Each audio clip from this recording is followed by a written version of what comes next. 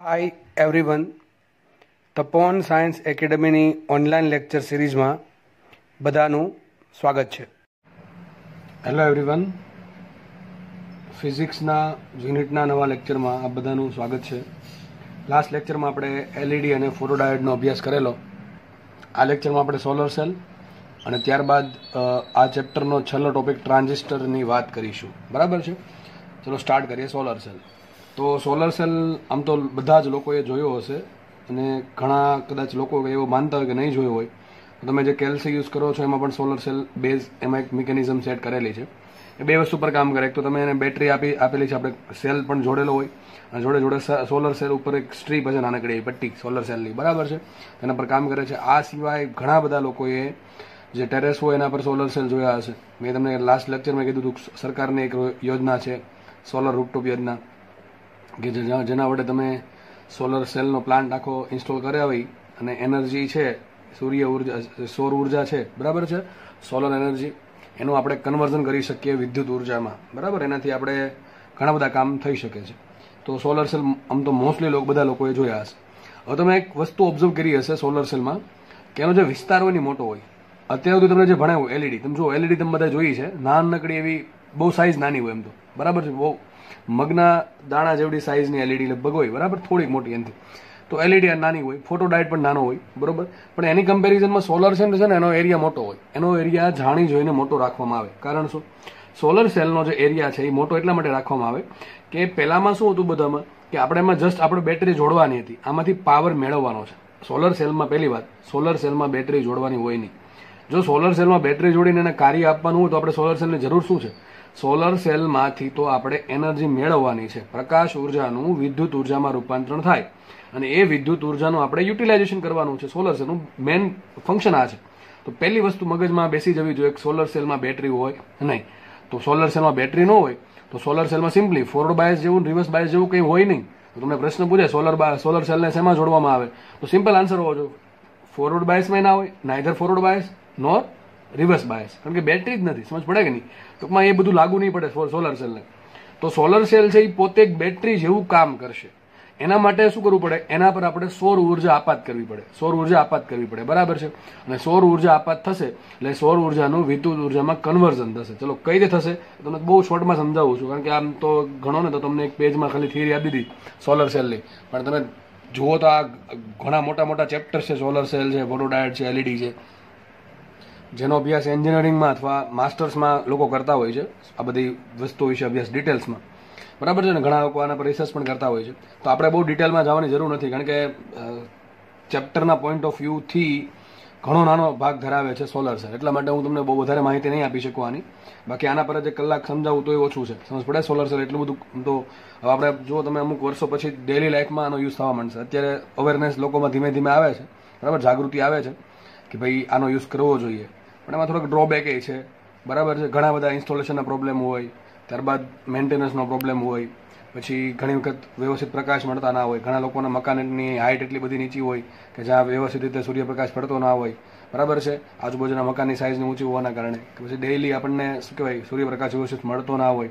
અને બીજી વાત કે સોલર એનર્જી ઉત્પન્ન થઈ તો સામે પછી આપણે સરકારે એવું કીધું કે તમે બહાર વેચી પણ શકો, પણ એના ડિસ્ટ્રીબ્યુટર ના મળે આપણને લેવાવાળા. બરાબર છે? તો આ થોડાક ધીમે ધીમે જે ડ્રોબેક્સ છે ધીમે ધીમે છે એ રિડ્યુસ થશે અને ભવિષ્યમાં ધીમે ધીમે સોલર સેલનો ઉપયોગ આપણે બધા કરતા થઈ જશું. બરાબર છે? ડેલી લાઈફમાં ડેલી રૂટીનમાં આનો ઉપયોગ કરવો પડશે, કારણ કે જે ટ્રેડિશનલ આપણા જે સોર્સિસ છે જેના વડે આપણે એનર્જી મેળવીએ છીએ એના કારણે પોલ્યુશનના એટલા પ્રોબ્લેમ છે. બરાબર છે? થર્મલ પાવર પ્લાન્ટ હોય કે ન્યુક્લિયર પાવર પ્લાન્ટ હોય. બરાબર? તો આ બધાના કારણે એનર્જી મળે છે તો એના કરતાં એકદમ સસ્તી મળે છે. સસ્તી ને એકદમ ફ્રી ઓફ કોસ્ટ. બરાબર? કુદરતમાંથી જે મળે ડાયરેક્ટલી સસ્તી જ હોય ને એકદમ શું કહેવાય ફ્રી હોય. સસ્તી એટલા માટે કહું છું કે જ્યારે શરૂઆતમાં થોડુંક આનું મેન્ટેનન્સ હોય, શરૂઆતમાં તમારે થોડુંક શું કહેવાય રોકાણ કરવું પડે, એટલે કે ઇનિશિયલ ઇન્વેસ્ટમેન્ટ થોડુંક હોય આનું. તો ત્યારબાદ આની જે શું કહેવાય સર્વિસ છે એ ફ્રી ઓફ કોસ્ટ રહેશે. બરાબર? તો ભવિષ્યમાં સોલર સેલ બધાને ઉપયોગ કરવો પડશે. ઇન શોર્ટ એવું કહેવા માંગુ છું. બરાબર? તો સ્ટાર્ટ કરીએ. તો આપણે હવે થિયરી પર જઈએ. થિયરી બહુ શોર્ટમાં બહુ ઓછી તમારે થિયરી છે એટલે આપણે એટલે જ ડિસ્કસ કરશું, વધારે કંઈ ડિસ્કસ કરશું નહીં. બરાબર? ઓકે, ચલો સ્ટાર્ટ કરીએ આપણે. સોલર સેલ હકીકત ફોટોડાયોડ અને સોલર સેલ સરખા સિદ્ધાંત પર કામ કરે. તમને લાસ્ટ ટાઈમ સમજાવ્યું હતું ફોટોડાયોડ કયા સિદ્ધાંત પર કામ કરે છે. હવે આજે આપણે રિપીટ નહીં કરીએ, બરાબર છે. તો સોલર સેલ અને ફોટોડાયોડ સેમ સિદ્ધાંત પર કામ કરે છે, પણ થોડોક ડિફરન્સ છે. તમને ખબર છે ફોટોડાયોડમાં આપણે બેટરી જોડવી પડે અને પાછો એમાંય તે ફોટોડાયોડને રિવર્સ બાયસમાં જોડવો પડે, એટલે આપણને શું મળે? રિવર્સ સેચ્યુરેશન કરંટ મળે. સરખા સિદ્ધાંત પર કામ કરે એટલે કેમ લખ્યું છે? આ શેના આધારે કીધું છે સરખા સિદ્ધાંત પર કામ કરે? તમને કઈ ખ્યાલ આવે છે શેના આધારે કીધું છે? જો એ આધાર પર કીધું છે આ સેન્ટેન્સ કે ફોટોડાયોડને પણ તમારે બહારથી પ્રકાશ આપવો પડે અને સોલર સેલને પણ આપણે બહારથી પ્રકાશ આપવો પડે. આપણને ખબર છે, બરાબર. ફોટોડાયોડમાં જ્યારે બહારથી પ્રકાશ ન આપવામાં આવે ત્યારે એમાં બેટરીના કારણે જે રિવર્સ બાયસમાં કરંટ વહે છે, રિવર્સ સેચ્યુરેશન પ્રવાહ, એને કહેવાય ડાર્ક કરંટ. અને જેમ જેમ જેમ આપણે બહારથી પ્રકાશની તીવ્રતા વધારતા જઈએ છીએ, બહારથી પ્રકાશની ઉર્જા વધતી જાય છે, એ પ્રમાણે એમાં રિવર્સ સેચ્યુરેશન કરંટ વધતો તો આપણે કાલે એની લાક્ષણિકતા જોયેલી I વિરુદ્ધ V ના આલેખ પરથી, બરાબર. તો ફોટોડાયોડમાં અને સોલર સેલનો સિદ્ધાંત આમ સરખો છે. કઈ રીતે? કે બંનેને પ્રકાશની જરૂર પડે છે, પણ થોડોક ડિફરન્સ છે. એ ડિફરન્ટ એ છે કે ફોટોડાયોડને બેટરી જોડવી પડે ને એ બી પાછી રિવર્સ બાયસમાં, પણ સોલર સેલમાં કોઈ બેટરીની જરૂર પડતી નથી. સોલર સેલમાં બાહ્ય બેટરીની જરૂર પડતી નથી. સોલર સેલ બનાવ્યા પછી, એનું યુટિલાઇઝેશન કર્યા પછી, ઉપયોગ કર્યા પછી, અમુક સમય પછી એ પોતે બેટરીની જેમ વર્તન કરે છે, બરોબર છે. તો સિમ્પલ સિદ્ધાંત મેં લખ્યો છે. કઈ રીતે કામ કરે? તો જો થશે આવું કે માનો કે પીએન જંક્શન ડાયોડ છે, બરાબર છે. હવે આમાં જે ઓર્ડિનરી આપણે જે પીએન જંક્શન ડાયોડ પી છે ને એન છે એમ જોડી દઉં એમ નહીં હોય, બરાબર છે. એક મોટા વિસ્તારમાં ફેલાવો કર્યો હશે અને પી જે છે એનોડ જે છે એ આપણને આંગળીના આકારનો, તમે ઘણી વખત સ્ટ્રીપ જોઈએ છે, આવી સ્ટ્રીપ જોઈએ છે, બરાબર છે. તો ટૂંકમાં આમાં પીએન જંક્શન ડાયોડ છે એ ડાયરેક્ટલી આપણે જે યુટિલાઇઝ કરીએ કે બે પી લીધો ને એન લીધો જોડી દો એમ નહીં હોય. થોડોક એનો શેપ ડિફરન્ટ છે, બરોબર છે. ઉપર બાજુ કાચનું લેયર હોય કે ભાઈ ડાયરેક્ટલી કોઈ ડસ્ટ કે પાર્ટિકલ કે એના પર ચોટી ના જાય કે નુકસાન ના થાય, બરાબર. એટલા માટે એના પર પાતળું લેયર હશે, પારદર્શક લેયર. થશે કેવું કે એના પર પ્રકાશ પડશે. પ્રકાશ પડવાના કારણે આપણને ખબર છે પી વિભાગ ને એન વિભાગ. હવે અહીંયા વચ્ચે શું બની જાય કે ભાઈ થોડાક છે એ પી ને પીમાં મેજોરિટી કેરિયર કોણ હશે? હોલ્સ હોય. એનમાં કોણ હશે? ઇલેક્ટ્રોન હશે. એટલે બંનેની મુવમેન્ટના કારણે નાનકડું એક લેયર બનશે, બરાબર છે. એક નાનકડું ડેપ્લેશન બેરિયર બનશે. ડેપ્લેશન બેરિયરનું વિદ્યુત ક્ષેત્ર આ બાજુ હશે, બરોબર છે. ડેપ્લેશન બેરિયરનું વિદ્યુત ક્ષેત્ર આ બાજુ હશે. થશે એવું કે આ હોલ્સ જે છે હવે વિદ્યુત ક્ષેત્રની અસરના હેઠળના કારણે, જેમાં બેટરી તો જોડી જ નથી, બેટરી એમાં સપોર્ટ નહીં કરે અને અપોઝ નહીં કરે, કારણ કે બેટરી જોડવાની થતી જ નથી બેટરી. થશે એવું કે ભાઈ આના જે હોલ્સ હોય એ હોલ્સ એ બધા પી વિભાગ તરફ ખેંચાશે. કારણ શું? વિદ્યુત ક્ષેત્ર બળ લગાડશે એના પર. હોલ્સ પર બળ ક્યાં લાગે? વિદ્યુત ક્ષેત્રની દિશામાં. અને ઇલેક્ટ્રોન પર બળ ક્યાં લાગે? વિદ્યુત ક્ષેત્રની વિરુદ્ધ દિશામાં. તો જેવું વિદ્યુત ક્ષેત્ર ઉત્પન્ન થવા માંડ્યું, થશે એવું કે આમાં જે હોલ્સ છે, એન વિભાગના હોલ્સ કે પી વિભાગના હોલ્સ, એ બધા આ બાજુ ખેંચાશે. ટૂંકમાં બધા લગભગ આ બાજુ ભેગા થશે, પી સાઈડ ભેગા થાય, બરાબર છે, હોલ્સ. અને એ જ રીતે ઇલેક્ટ્રોન છે, મુક્ત ઇલેક્ટ્રોન, એના પર બળ લાગે વિદ્યુત ક્ષેત્રની વિરુદ્ધ દિશામાં, એટલે બધા ઇલેક્ટ્રોન છે એ આ બાજુ ભેગા થશે. તો બેટરી નથી ક્યાંય, બેટરી છે જ નહીં, એનું પોતાનું જે વિદ્યુત ક્ષેત્ર ઉત્પન્ન થાય છે એના કારણે આવું થાય. અને બીજી વસ્તુ તમને થાય સર આ વિદ્યુત ક્ષેત્ર શું કામ ઉત્પન્ન થયું? એક તો પોતાની મુવમેન્ટના કારણે, બીજી વસ્તુ બહારથી પ્રકાશ આપીએ છીએ, બહારથી પ્રકાશ આપશું તો આમાં મેક્સિમમ આપણે કાલે તમને સમજાવ્યું હતું, પ્રકાશના કારણે તાપમાન વધે. તાપમાન વધવાથી તમને ખબર છે ગતિ ઉર્જા વધે, કે બરાબર અથવા કુલ ઉર્જા E બરાબર 3/2 કેબીટી, બરાબર છે, અથવા F/2 કેબીટી, તમે જે પણ લો એ. આપણે આની વાત છે કે ગતિ ઉર્જા વધે. કોની વધે? ઇલેક્ટ્રોનની ને હોલ્સની. ઇલેક્ટ્રોન અને હોલ્સની ગતિ ઉર્જા વધશે બહારથી પ્રકાશના કારણે, એટલે મેક્સિમમ નંબરમાં ઇલેક્ટ્રોન અને હોલ્સ ઉત્પન્ન થશે, બરાબર. કદાચ બંધિત અવસ્થામાં હશે તો પણ ઉત્પન્ન થશે. ઉર્જા મળવાના કારણે સહસંયોજક બંધ તોડીને ઉત્પન્ન થશે. પછી વધારાના ઇલેક્ટ્રોન અને વધારાના હોલ્સ મળે છે કોના કારણે? બહારથી જે પ્રકાશ મળે છે એના કારણે, બહારથી જે પ્રકાશના કારણે જે તાપમાન વધે છે એના કારણે, બરાબર છે. તો એ પણ ક્યાં જશે? હોલ જે છે એ બધા પી તરફ ભેગા થશે અને જે ઇલેક્ટ્રોન છે એ બધા ક્યાં ભેગા થશે? એન સાઈડ ભેગા થશે. કોના કારણે? વિદ્યુત ક્ષેત્રની અસર હેઠળ, બરાબર. આવું થશે. તો થોડાક સમય પછી આપણને એક સાઈડ બધા હોલ્સ ભેગા થઈ ગયા, ટૂંકમાં ધન વિદ્યુતભાર થઈ ગયો ભેગો, અને એક સાઈડ ઋણ વિદ્યુતભાર ભેગો થઈ ગયો. તો એક બેટરી જેવું કામ કરે છે. બેટરી જેવું કામ કરે. બેટરી બની ગઈ. શું બની ગઈ? બેટરી બની ગઈ. ચેક કરવું બેટરી બની ગઈ, તેના માટે શું કરવું પડે? એક સર્કિટમાં જોડવું પડે. માનો કે પીએન એક સોલર સેલ હવે બેટરી બની જાય છે. શું બની જાય છે? બેટરી બની જાય છે. બેટરીને આપણે ચકાસવી શું કરીએ? આપણે માનો કે એક એલઈડી જોડી દીધી, ટૂંકમાં એક અવરોધ જોડી દીધો, આપણે જોઈએ એમાંથી કરંટ ફ્લો થાય કે નહીં, બરાબર છે. તો આપણે આ પ્રમાણે કરંટ ફ્લો કરાવીએ તો પી સાઈડથી એન સાઈડ કરંટ ફ્લો થશે, અને આ જે અવરોધ છે એને ધારો કે આઈ જેટલો પ્રવાહ મળે છે. તો આઈ આ અવરોધ ધારો કે આર છે, પ્રવાહ આઈ છે, તો કેટલું વોલ્ટેજ લેશે? IR જેટલું વોલ્ટેજ લેશે, બરોબર છે. તો આ પ્રમાણે સોલર સેલ કામ કરે. સિમ્પલ સિદ્ધાંત છે અને તમને સિમ્પલ સમજાવ્યું છે, બરોબર. તો લખ્યું છે અહીંયા સોલર સેલ પીએન જંક્શન પર પ્રકાશ આપાત કરવાથી તેના બંને છેડા વચ્ચે EMF ઉત્પન્ન કરવામાં આવે છે. તો તમને થશે EMF ઉત્પન્ન કેટલું થાય? નોર્મલી બહુ ઓછું હોય, 0.5 વોલ્ટથી 0.6 વોલ્ટ. કેટલું હોય? 0.5 વોલ્ટથી 0.6 વોલ્ટ. જો કે આંકડો વેરી કરે, બરાબર. આ ફિક્સ ને કેટલું જ હોય, પણ નોર્મલ તમને કીધું છે 0.5 વોલ્ટથી 0.6 હોય. હવે આટલું વોલ્ટેજ તમને ડાયરેક્ટલી કોઈ કામમાં ના આવી શકે, બરાબર છે. તો આના માટે શું કરવું પડે? એક સોલર સેલ લીધો, એની જોડે સોલર શું કે બીજો સોલર સેલ જોડો શ્રેણીમાં. શેમાં? શ્રેણીમાં. કેમ શ્રેણીમાં જોડીએ? સમાંતરમાં કેમ ન જોડીએ? અને મારે વોલ્ટેજ વધારવું છે, જો સમાંતરમાં જોડીશ તો બધાના વોલ્ટેજ સરખા થઈ જશે, તો તમને બધાને 0.5 વોલ્ટ જેવું જ મળશે. પણ આપણે માનો કે એક સોલર સેલ છે એનો વોલ્ટેજ 0.5 વોલ્ટ, બીજો છે એનું 0.5 વોલ્ટ, ત્રીજો છે એનું 0.5 વોલ્ટ. આ પ્રમાણે ત્રણને ભેગા કરી કેટલું થશે શ્રેણીમાં? 0.5 પ્લસ 0.5 પ્લસ 0.5 1.5 વોલ્ટ. તો આ પ્રમાણે એક સોલર સેલ છે બરાબર, એને ભેગા કરીએ અને એને શું કરીએ આપણે શ્રેણીમાં જોડતા જઈએ. આ પ્રમાણે શ્રેણીમાં જોડીએ તો શું બનશે? આખી સોલર પેનલ બનશે. શું બનશે? Solar panel. અને સોલર પેનલમાં ઘણા બધા સોલર સેલ હોય, એ બધા શ્રેણીમાં જોડેલા હોય, અને શ્રેણી જોડાણના કારણે આપણને કંઈક નેટ વોલ્ટેજ મળશે. બરાબર છે? તો આ પ્રમાણે સોલર સેલ હતો. હવે એક કન્ડિશન છે કે ભાઈ તમે જે બહારથી પ્રકાશ ઉર્જા આપો છો એ એટલી હોવી જોઈએ કે જેથી ફોરબિડન ગેપ કરતાં વધારે હોય. બરાબર છે? ઇલેક્ટ્રોન હોલ્સને તોડવા માટે જે બંધિત અવસ્થામાં છે અથવા એને ગતિ કરવા માટે જરૂરી ઉર્જા કેટલી હશે? તો E બરાબર HF બરાબર HC by lambda is greater than EG. કેટલી હશે? Greater than EG. બરાબર છે? આટલી હશે તો વધારે પ્રમાણમાં ઇલેક્ટ્રોન ને હોલ્સ ઉત્પન્ન થશે. આ સિમ્પલ વાત. આ બધી વાત કાલે આવી હતી. બરોબર છે? આજે EMF ઉત્પન્ન થયું, મેં તમને કીધું ને વેરી કરે, મેં કીધું અચળ ન હોય. મેં તમને કીધું તો હમણાં તમને અચળ ન હોય. આ જસ્ટ તમને આંકડો આપેલો છે નોર્મલી આટલું હોય. EMF નું જે મૂલ્ય છે એ આપાત પ્રકાશની તીવ્રતા પર ડિપેન્ડ કરે. આપણને બધાને ખબર છે એક સોલર સેલ છે એ તમે ઉનાળામાં વાપરો. આપણે ભારતમાં તો ચલો ભારતનું છે ને જીઓગ્રાફિકલ લોકેશન એવું છે કે જ્યાં મેક્સિમમ નંબરમાં આપણને મોટા ભાગના દિવસોમાં આપણને સૂર્યપ્રકાશ વ્યવસ્થિત મળી રહી છે. કદાચ ચોમાસું ચાલતું હોય, મોન્સૂન સિઝન, તો પણ એમાં ઘણા દિવસો દરમિયાન અથવા દિવસ દરમિયાન થોડોક સૂર્યપ્રકાશ મળી રહે છે. આપણા ભારતનું, ઇન્ડિયાનું જે જીઓગ્રાફિકલ લોકેશન છે એટલે શું કહેવાય ભૌગોલિક સ્થાન. હા, ભૌગોલિક સ્થાન જે છે એ એવી રીતનું છે કે જ્યાં સૂર્ય છે એનું જે પ્રકાશ છે એ વર્ષ દરમિયાન મેક્સિમમ નંબર ઓફ ડેઝ આપણને મળે છે. તો આપણી કન્ટ્રી માટે સોલર સેલનો ઉપયોગ કરવો ઘણો શું કે ફાયદાકારક છે. બીજી અમુક કન્ટ્રી એવી છે કે જ્યાં સોલર સેલનો ઉપયોગ કરવા માટે અવેરનેસ છે, જાગૃતિ છે, પણ ત્યાં એટલા પ્રમાણમાં સૂર્યપ્રકાશ મળતો નથી. તો મેં જો કીધું જેટલો સારો સૂર્યપ્રકાશ મળશે બરોબર છે એટલી તમારે વધારે EMF ઉત્પન્ન થશે અને વધારે વોલ્ટેજ મળશે. હવે છે ને અત્યારે તો ચલો આપણે ઘરે જે ટેરેસ પર ફિટ કરીએ સોલર સેલની પેનલ, એમાં ફિક્સ એંગલ હોય, ચલો આટલો એંગલ છે, પણ અમુક જગ્યાએ છે ને જે આખા માનો કે કોઈ મેદાન છે, ગ્રાઉન્ડ છે, ત્યાં આ પ્રમાણે પ્લાન્ટ બનાવેલો હોય, મોટો પ્લાન્ટ. હું ભૂલી ગયો છું, લગભગ ગુજરાતમાં મહેસાણા સાઈડ લગભગ છે, એક્ઝેક્ટ મને આઈડિયા નથી, મેં બહુ પહેલાં વાંચ્યું હતું કંઈક. તો ત્યાં આ પ્રમાણે હવે જે લેટેસ્ટ ટેકનોલોજી છે એમાં શું હોય, સૂર્ય જેમ બદલે ને એમ એની દિશા બદલતી જાય. જે પેનલ છે આખી દિશા બદલતી જાય, ચારે બાજુ બદલતી હોય. જે દિશામાં એને મેક્સિમમ સૂર્યપ્રકાશ મળે એ પ્રમાણે એનો એંગલ ઓટોમેટિક સેટ થઈ જાય. એટલે સૂર્યમુખીના ફૂલ જેવું. કેમ સૂર્યમુખીનું ફૂલ છે એ સૂર્યની ડાયરેક્શનમાં કદાચ થોડુંક રોટેટ થતું હોય એ પ્રમાણે જે સોલર પેનલ છે આખું એ પ્રમાણે એનો એંગલ ચેન્જ કરતું હોય કે જેથી એને દિવસ દરમિયાન મેક્સિમમ નંબર ઓફ ટાઈમ સૂર્યપ્રકાશ મળી રહી. જેટલો સારો સૂર્યપ્રકાશ મળશે, એટલે કે આપણે થોડુંક ટેકનિકલ ભાષામાં કેવું હોય તો આપાત પ્રકાશની તીવ્રતા જેટલી હશે, એટલે ટૂંકમાં જે પ્રકાશ આપાત થાય છે એની ઇન્ટેન્સિટી જેટલી વધારે હશે એટલું EMF વધારે હશે. બરાબર છે? નોર્મલી કયા પદાર્થો યુઝ થાય? સિલિકોન છે, ગેલિયમ આર્સેનાઇડ છે, કેડમિયમ છે, બસ CDS આ બધા પદાર્થો છે જેનો યુઝ વધારે કરવામાં આવે છે એઝ અ સોલર પેનલ તરીકે. બરાબર? સોલર સેલના મટીરિયલ તરીકે આ બધા પદાર્થો યુઝ થાય છે. ઓકે, ચલો એની સંજ્ઞા જસ આવી છે. જો અહીંયા પહેલા બધાનું શું હતું? જો આવું આવતું હતું, પહેલા બધામાં સંજ્ઞા આવતી હતી. બરાબર છે? આ થઈ ગયો PN જંક્શન ડાયોડ. આ પ્રમાણે કરો શું થઈ ગયો? Zener diode. પછી આમ રાખી બેઠો અને શું કરો? પ્રકાશ બહાર આપે તો એ થઈ ગયા LED. પ્રકાશ અંદર આવતો હોય તો શું થઈ જશે? ફોટોસેલ થઈ જશે. પણ સોલર સેલની સંજ્ઞા આપણે આવી વાપરશું.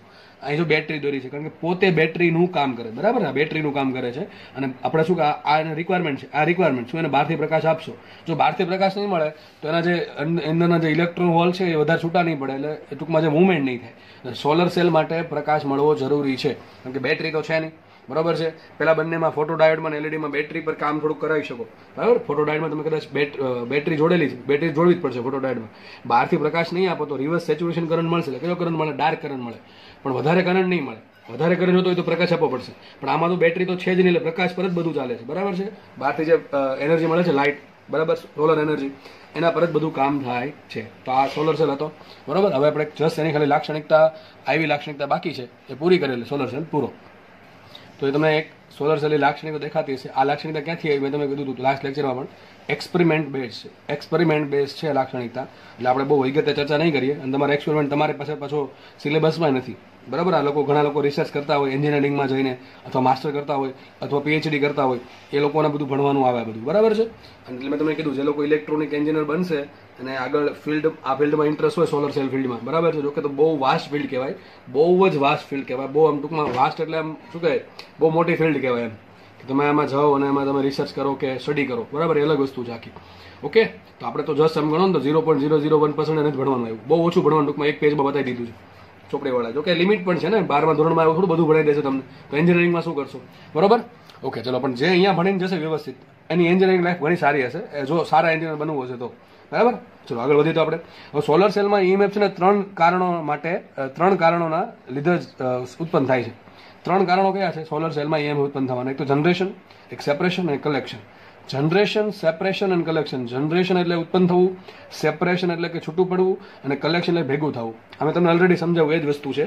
3 રીઝન છે ઈએમએફ ઉત્પન્ન થવાના, આના માટે રિસ્પોન્સિબલ છે. તો પેલું કયું? જનરેશન. જનરેશન શું છે કે બહારથી પ્રકાશ મળે એટલે પીએન જંક્શન ડાયોડમાં બહારથી પ્રકાશ મળશે એટલે પીએન જંક્શન ડાયોડમાં એના ઇલેક્ટ્રોન્સ અને હોલ્સ જે બંધિત અવસ્થામાં છે એને એનર્જી મળશે, અને એનર્જી મળવાના કારણે એ શું કહેવાય, સહસંયોજક બંધ તોડીને ઇલેક્ટ્રોન અને હોલનું જોડકું ઉત્પન્ન કરશે. કયા ઇલેક્ટ્રોન? મુક્ત ઇલેક્ટ્રોન અને હોલનું જોડકું જનરેટ કરશે અથવા ઉત્પન્ન. આ જનરેશન છે. શું ઉત્પન્ન થવું? ઇલેક્ટ્રોન અને હોલનું જોડકું ઉત્પન્ન થવું બંધિત અવસ્થામાંથી સહસંયોજક બંધ તોડીને. આ જનરેશન છે.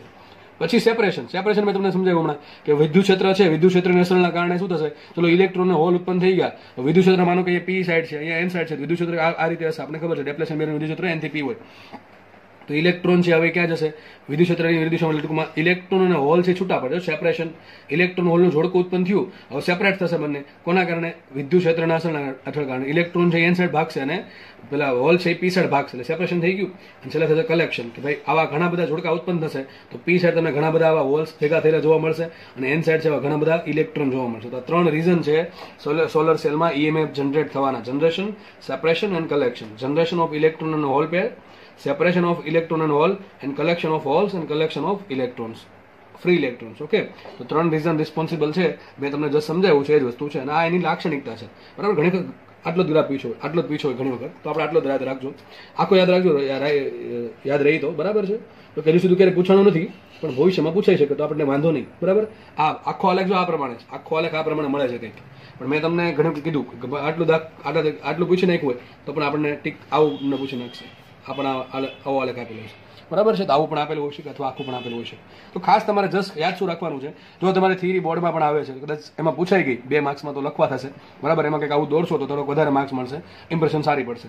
અને એમ કદાચ જીનીટમાં પૂછાઈ ગયું આવું, બરાબર છે, જીનીટમાં પૂછાઈ ગયું તો રોકડા 4 માર્ક્સ આવશે. ખાલી યાદ રાખવાથી 4 માર્ક્સ આવશે, એટલે યાદ રાખજો, અને જરૂરી છે, બરાબર. રોકડા 4 માર્ક્સ અપાવશે. 4 આલેખ ગમે મને આપી દીધા હશે, એક ઓપ્શન સાચો હશે. તો ત્રણેયના તમારે ખાસ યાદ રાખવાના છે આઈવી કેરેક્ટરિસ્ટિક. આ ચેપ્ટરમાં આઈવી કેરેક્ટરિસ્ટિક, જે આઈવી લાક્ષણિકતા છે, અથવા તમારી ભાષામાં કહો તો જે આઈવીના જે આલેખો છે એ સૌથી આઈએમપી છે. એક લાક્ષણિકતા તો કંઈક પૂછાશે, પીએન જંક્શનની ફોરવર્ડ રિવર્સની હોય, ઝેનરની ફોરવર્ડ રિવર્સની હોય, પછી એલઈડીની કરાવી હતી, ફોટોડાયોડની કરાવું છું, અને સોલર સેલની કરાવી તમને, બરાબર છે. અને હવે ટ્રાન્ઝિસ્ટર લેશું, એ ટ્રાન્ઝિસ્ટરમાં પણ આપણે આઉટપુટ લાક્ષણિકતા અને ઇનપુટ લાક્ષણિકતા જોશું, બરાબર છે. તો જો અહીંયા જે વોલ્ટેજ છે ને, અહીંયા વોલ્ટેજ, અહીંયા કરંટ 0 છે, એટલે કે ઓપન સર્કિટ વોલ્ટેજ, આટલું મેક્સિમમ વોલ્ટેજ મળે, બરાબર છે. અને અહીંયા આ પોઈન્ટ જે છે ને, જે કરંટ મેક્સિમમ છે, ત્યાં short circuit. Short circuit current કોને કહેવાય? કે માનો કે બેટરી છે, બેટરી એને તમે જોડી દો સિમ્પલ આ પ્રમાણે, અવરોધ વગર એને 2 છેડા ભેગા કરી દો તો શોર્ટ સર્કિટ કર્યું કહેવાય, બરાબર છે. બંને છેડા જોડી દીધા, બરાબર. અહીંયા કરંટ આવો મળે. અને ઓપન સર્કિટ વોલ્ટેજ કોને કહેવાય? તો આને કહેવાય short circuit current. Open circuit voltage કોને કહેવાય? માનો કે બેટરી છે, તમે એક એમીટર, એક વોલ્ટમીટર જોડો, ટૂંકમાં આ પોઈન્ટ અને આ પોઈન્ટ વચ્ચે અવરોધ જોડા વગર જે વોલ્ટેજ મળે એને કહેવાય ઓપન સર્કિટ વોલ્ટેજ, બરાબર છે. આપણે ચેપ્ટર નંબર 3માં વધારે ડિટેલમાં ચર્ચા કરશું, બરાબર. ઓપન સર્કિટ વોલ્ટેજ શું છે અને શોર્ટ સર્કિટ કરંટ શું છે, બંને વચ્ચે સંબંધ પણ શું છે એ પણ આપણે જોશું, બરાબર. તો કંઈક આ ટાઈપનો આપણને આલેખ મળશે. તો સોલર સેલ અહીંયા કમ્પ્લીટ થાય છે. તો તમારે ત્રણેય ડાયોડમાં પૂરા કર્યા, LED, solar cell and photodiode, બરાબર છે. ત્રણેયનો યુઝ યાદ રાખો કે આ કોઈ ફોરવર્ડ બાયસમાં, કોણ રિવર્સ બાયસમાં, કોને બેટરીની જરૂર છે, કોને બેટરીની જરૂર નથી, એના આલેખો શું છે, એની મિકેનિઝમ શું છે, કોના પર કામ કરે છે, કયા સિદ્ધાંત પર કામ કરે છે, બધી વસ્તુનો બેઝિક નોલેજ હોવું જોઈએ. અને તમને બેઝિક નોલેજ જ છે અહીંયા, ડિટેલમાં કશું જ નથી, બરોબર. ચલો આગળ વધીએ તો આપણે હવે નેક્સ્ટ ટોપિક જે છે એ છે ટ્રાન્ઝિસ્ટર. એકદમ મસ્ત ટોપિક છે. અને જો ટ્રાન્ઝિસ્ટર કદાચ ન હોત તો આપણે જે અત્યારે એકદમ શું કહેવાય, આપણા કોમ્પ્યુટરની સાઇઝ ઘટી ગઈ, લેપટોપની સાઇઝ ઘટી ગઈ. તમને ખબર છે પહેલા આપણે બધા ભણતા નાના ધોરણમાં કે ભાઈ કોમ્પ્યુટર છે એ લગભગ એક રૂમ જેવડી મોટી સાઇઝના હતા, બરોબર છે. તો એમાં ઘણા રિડક્શન આવ્યા, સાઇઝમાં ઘણા રિડક્શન આવ્યા, કારણ કે જે સ્ટોરેજ ડિવાઇસ છે, જે પ્રોસેસિંગ ડિવાઇસ છે એની સાઇઝ ઘટવા માંડી, બરાબર છે. તો જે સ્ટોરેજ ડિવાઇસ છે કે જે શું કહેવાય પ્રોસેસિંગ ડિવાઇસીસ છે એની સાઇઝ ઘટી તો એના લીધે કોમ્પ્યુટરની સાઇઝ ઘટી. અને સાઇઝ ઘટાડવામાં એક મેઇન કારણ છે ટ્રાન્ઝિસ્ટર. ટ્રાન્ઝિસ્ટરનું તમે સાઇઝ જુઓ ને તો લગભગ બહુ નાની હોય, બહુ નાની હશે, બરાબર છે. તો ચલો સ્ટાર્ટ કરીએ. ટ્રાન્ઝિસ્ટર પહેલી વાત કીધું, ટ્રાન્ઝિસ્ટર છે તમારા જીનીટમાં આવશે. જી અને નીટમાં પ્રશ્ન પૂછાઈ શકે. ગુજકેટમાં પ્રશ્ન નહીં પૂછાય, આઈ થિંક ગુજકેટમાં નહીં પૂછાય, બરાબર. એનું માથું કદાચ ભમી જશે તો પૂછી નાખશે. ગુજરાત બોર્ડમાં પણ નહીં આવે, બરાબર. ગુજરાત બોર્ડમાં પણ ટ્રાન્ઝિસ્ટરમાંથી દાખલો નહીં આવે અને કંઈ થિયરી કે એમસીક્યુ નહીં આવે, બરાબર છે. ગુજકેટમાં પણ નહીં આવે, પણ કદાચ ગુજકેટમાં કદાચ પૂછી નાખે તો આપણને આવડી જશે, કારણ કે આપણે ઓલરેડી જી નીટમાં કરેલું છે, બરોબર છે. ઓકે, ચલો. ગુજકેટમાં તમારે કંઈ એક્સ્ટ્રા નથી કરવાનું, જે તમને ફિઝિક્સનો ચોપડો છે તમારો એ જ કરવાનો છે. એટલે ગુજકેટમાં 40માંથી 40 આવી જશે. એ પછી તમારા પર ડિપેન્ડ કરે કે આપણે સક્ષમ છીએ કે નહીં, બરોબર છે. એ તમારા પર ડિપેન્ડ કરે છે. ચોપડાની બહાર કંઈ ગુજકેટમાં નહીં જાય, કારણ કે બધું જ કરાવીએ તો આ તો ભાઈ જી નીટ જો પૂછાતું હોય બેઠું એમાંથી તો ગુજકેટ તો પૂછવાનું જ તે, બરાબર. આપણે હાયર લેવલ પૂછો તો આ તો આવડી જ જશે તમને. તમે જી નીટ લેવલની તૈયારી કરશો તો ગુજકેટ ઓટોમેટિક ક્લિયર થશે. હા, ગુજકેટમાં ક્યારેક થિયરિટિકલ પ્રશ્ન પૂછી નાખે છે, જેમ કે હમણાં લાસ્ટ યરમાં બહુ એક બે થિયરિટિકલ પ્રશ્ન હતા.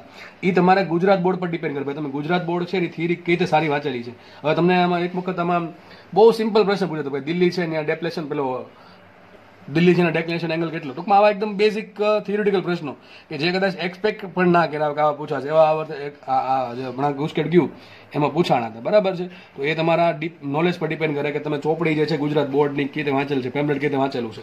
બાકી મેક્સિમમ નંબરના જે ન્યુમેરિકલ પ્રશ્નો છે એ બધા તમારા ચોપડામાંથી જ આવી જશે, એટલે તમારે એ બહારથી કરવાની જરૂર નથી, બરાબર. એ જેટલું સમજો છો એ સફિશિયન્ટ છે for the GUJCET and for the JEE and for the NEET. Okay, ચલો આગળ વધીએ. આપણે હવે ભણીએ ટ્રાન્ઝિસ્ટર. ઓકે, ચલો સ્ટાર્ટ કરીએ. ટ્રાન્ઝિસ્ટરમાં શું છે, જો બધું પોઈન્ટ વિગતવાર લખેલા છે, બરાબર છે. ચલો વાંચીએ આપણે. ટ્રાન્ઝિસ્ટર છે ને આપણે અત્યાર સુધી શું ભણ્યા હતા, પીએન જંક્શન. ખાલી એમાં એક સાઈડ પી હોય ને એક સાઈડ એન હોય, બરાબર. વચ્ચે જંક્શન બનતું હતું જેને આપણે પીએન જંક્શન કીધું હતું. તો આમાં છે ને 2 પીએન જંક્શન હોય. કેટલા જંક્શન હોય? 2 પીએન જંક્શન. તો 2 પીએન જંક્શન, તો પીએન જંક્શનની વાત છે. કેટલા જંક્શન હોય? 2 પીએન જંક્શન હશે. તો 2 પીએન જંક્શન વાળી રચનાને ટ્રાન્ઝિસ્ટર કહેવાય. શું છે કદાચ ખબર નહીં પડે, પણ ધીમે ધીમે ખબર પડી જશે. તો 2 ટાઈપના ટ્રાન્ઝિસ્ટર હોય, એક તો પીએનપી હોય ને એક તો એનપીએન હોય. એમાં શું હોય? પીએન અને એનપી, એનપી અને પીએન, બરાબર થઈ ગયા ને. પીએન અને એનપી, એનપી અને પીએન. તો આ પ્રમાણે 2 ટાઈપના ટ્રાન્ઝિસ્ટર હોય. એક તો પીએનપી ટ્રાન્ઝિસ્ટર હોય અને એક એનપીએન ટ્રાન્ઝિસ્ટર હોય. પીએનપી ટ્રાન્ઝિસ્ટરમાં શું હોય? 2 પી પ્રકારના અર્ધવાહક વચ્ચે એન ટાઈપનો અર્ધવાહક હોય. ફરીથી બોલું છું, 2 દેખાય છે એવું જ છે, 2 પી ટાઈપના અર્ધવાહક વચ્ચે એક એન ટાઈપનો અર્ધવાહક હોય. તો એ ટ્રાન્ઝિસ્ટરને કહેવાય એનપીએન ટ્રાન્ઝિસ્ટર. જો પીએન આપણે અત્યારે જે ભણ્યા એને કહેવાય ડાયોડ. ડાયોડ શું કામ કીધું? ડાય એટલે 2, ડાય એટલે 2, એક પી અને એક એન થઈ ગયા 2. અને ટ્રાન્ઝિસ્ટરમાં 3 હોય, પીએનપી અથવા એનપીએન.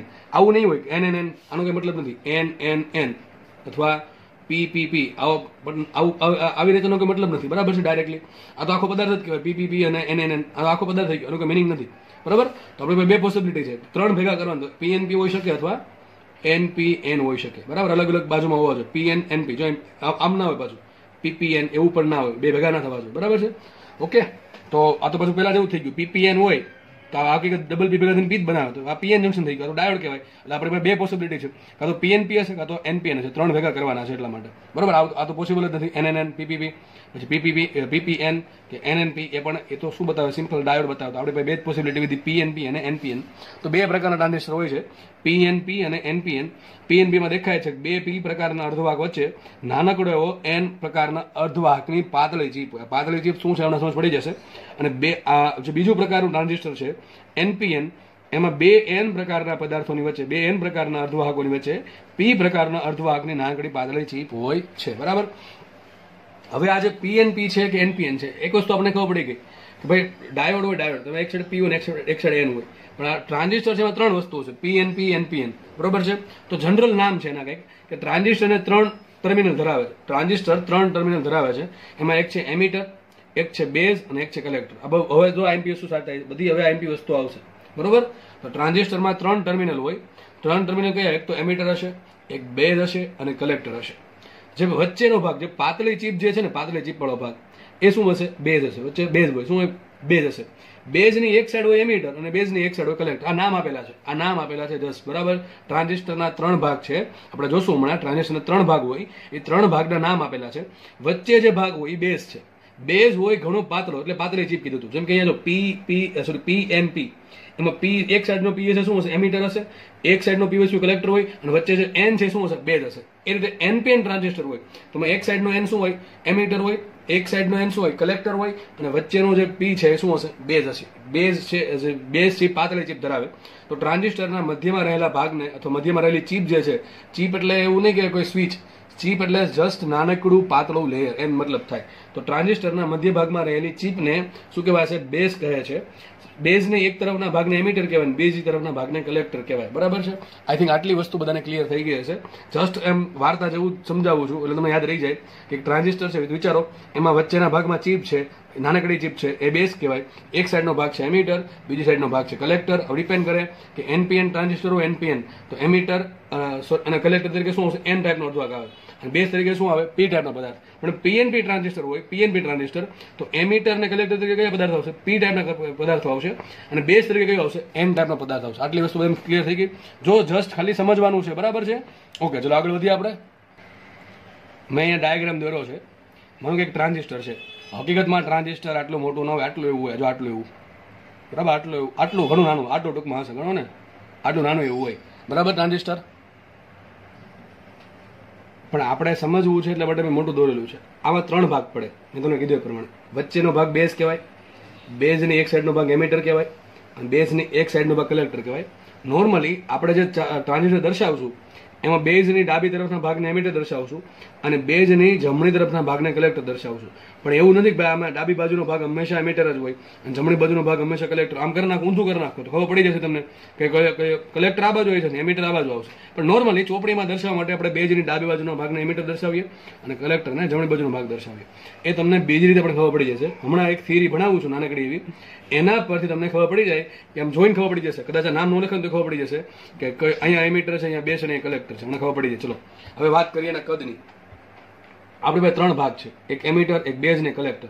તો યાદ રાખો કદ એટલે કે સાઇઝ. તમને જે સાઇઝ દેખાય છે સામે, બરોબર છે, એના 3 ભાગો છે. તો 3 અલગ અલગ સાઇઝ મળશે મને. એમીટરની સાઇઝ, બેઝની સાઇઝ અને કલેક્ટરની સાઇઝ. તો યાદ રાખો કોઈ પણ પ્રકારનો ટ્રાન્ઝિસ્ટર હોય, એનપીએન ટ્રાન્ઝિસ્ટર હોય કે પીએનપી ટ્રાન્ઝિસ્ટર હોય, બરાબર છે, એમાં પણ આપણે અલગ અલગ ટાઈપ જોશું હમણાં. તો કોઈ પણ પ્રકારનો ટ્રાન્ઝિસ્ટર હોય યાદ રાખો હંમેશા કલેક્ટરની સાઇઝ સૌથી મોટી હશે, એમીટરની સાઇઝ કલેક્ટરથી થોડીક ઓછી હશે અને બેઝની સાઇઝ સૌથી ઓછી હશે. ખબર પડે કે ન પડે? આ બધું યાદ રાખવાનું છે. બરાબર છે? કલેક્ટરની સાઇઝ સૌથી મોટી હોય, એનથી ઓછી સાઇઝ એમીટરની અને સૌથી ઓછી સાઇઝ બેઝની. તમે દેખાય તો જુઓ. માનો કે નામ ન લખ્યા હોય, મેં આ નામ લખ્યા નથી, માની લો નામ નથી લખ્યા, બરાબર છે. તમને પૂછો આમાં બેઝ કયો છે? બેઝ આ વચ્ચેનો જ થશે, બરાબર. બેઝ જો કે વચ્ચે જ હોય અને એમ ખબર પડે સાઇઝ પરથી સાઇઝ સૌથી ઓછી છે. પણ માનો કે નીચે નામ નથી લખ્યા, મેં કીધું આમાં એમીટર કયું કલેક્ટર કયું. જો આની સાઇઝ થોડીક મોટી છે, એની કમ્પેરિઝનમાં આની સાઇઝ નાની છે. તો આ એમીટર છે, આ કલેક્ટર છે, બરોબર. કદાચ આમ દોરીને તમને આપું, ચલો આમાં એમીટર કયું? તો આ એમીટર થશે, આ તો બેઝ થશે અને આ કલેક્ટર થશે. જેની સાઇઝ મોટી કલેક્ટર હશે. ટૂંકમાં કલેક્ટરની સાઇઝ સૌથી મોટી હોય, એનથી ઓછી સાઇઝ થોડીક એમીટરની અને સૌથી ઓછી સાઇઝ બેઝની હોય. આ વાત થઈ ગઈ સાઇઝની. બીજી વાત કરીએ અશુદ્ધિનું પ્રમાણ. આપણી પાસે જો 2 ટાઈપના ટ્રાન્ઝિસ્ટર હોય, એનપીએન હોય અને કોઈ પીએનપી હોય. માનો કે આ સાઈડને બધા એમીટર બને, આ સાઈડના શું બને? કલેક્ટર છે, વચ્ચે બેઝ છે, માની લો ને આપણે એવું યાદ રાખીએ.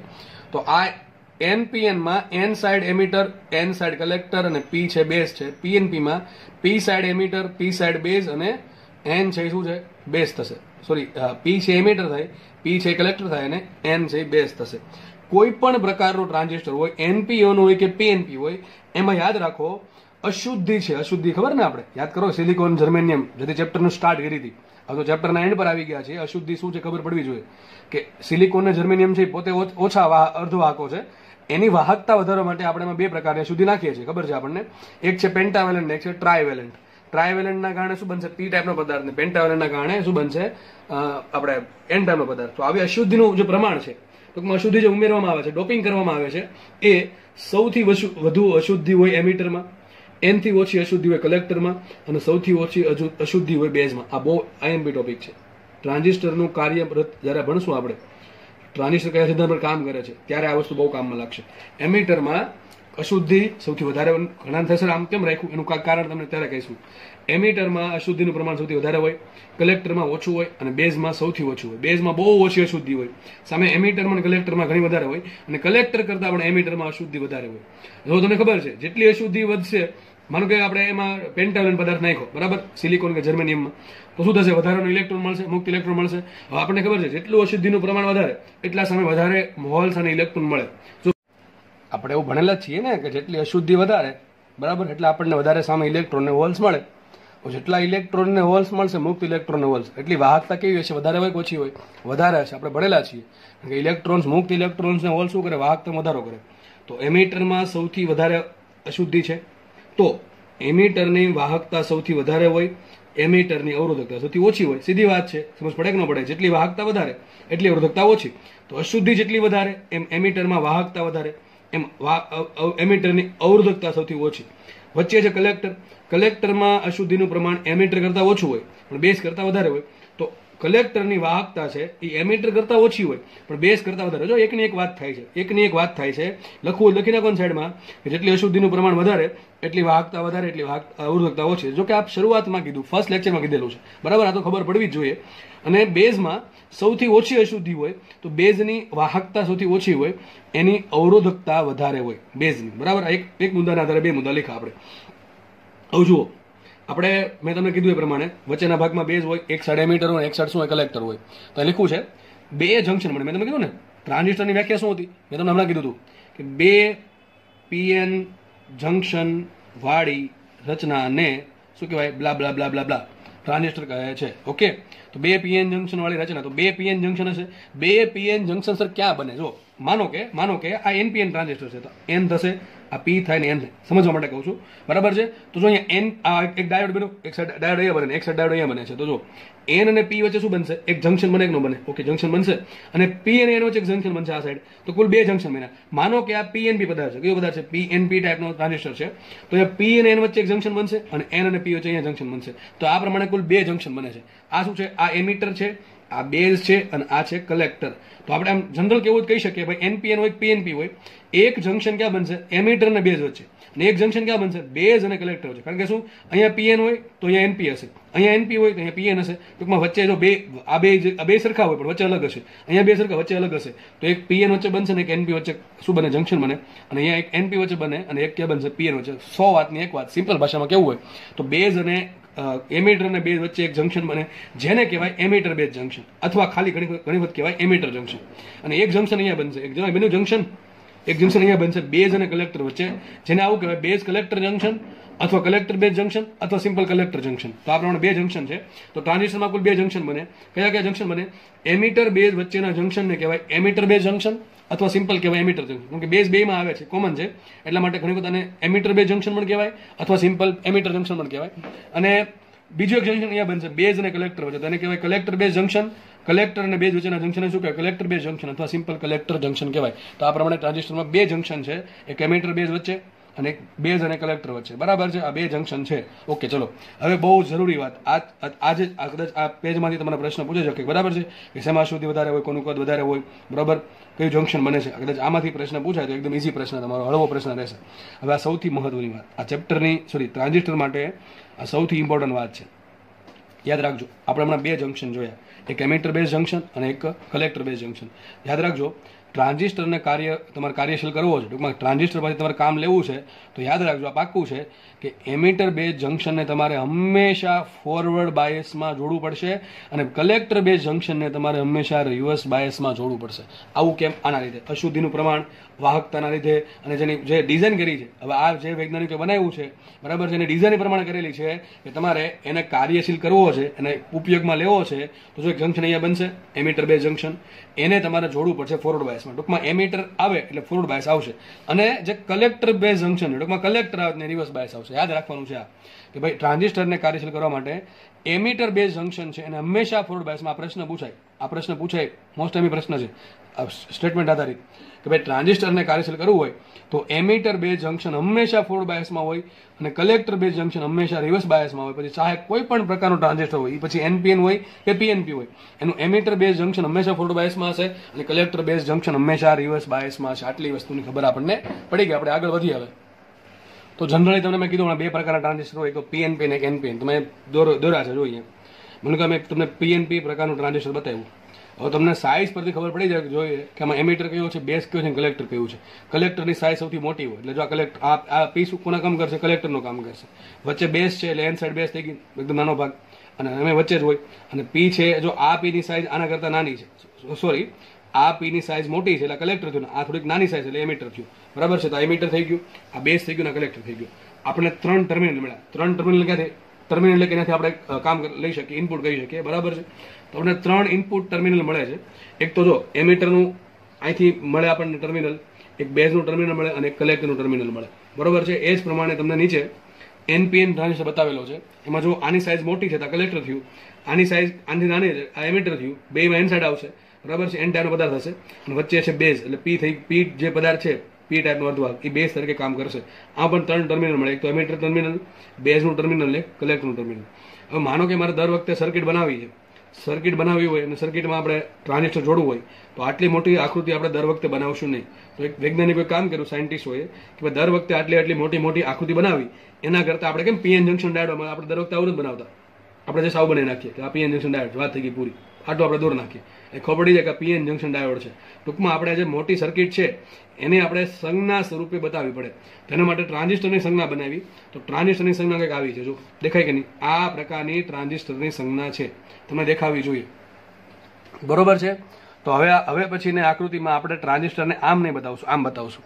તો જ્યાં પણ તમને ફિઝિક્સમાં કોઈ પણ સવાલમાં આ પ્રકારની આકૃતિ દેખાય એટલે સમજવાનું કે ટ્રાન્ઝિસ્ટરનો સવાલ છે, આ ટ્રાન્ઝિસ્ટર છે. આ પ્રકારની આકૃતિ શું આપણે સમજીએ કે પીએન જંક્શન ડાયોડનો સવાલ છે તો આ ટ્રાન્ઝિસ્ટર થઈ ગયું, બરાબર છે. ટ્રાન્ઝિસ્ટરમાં 3 terminal, ammeter, base, collector.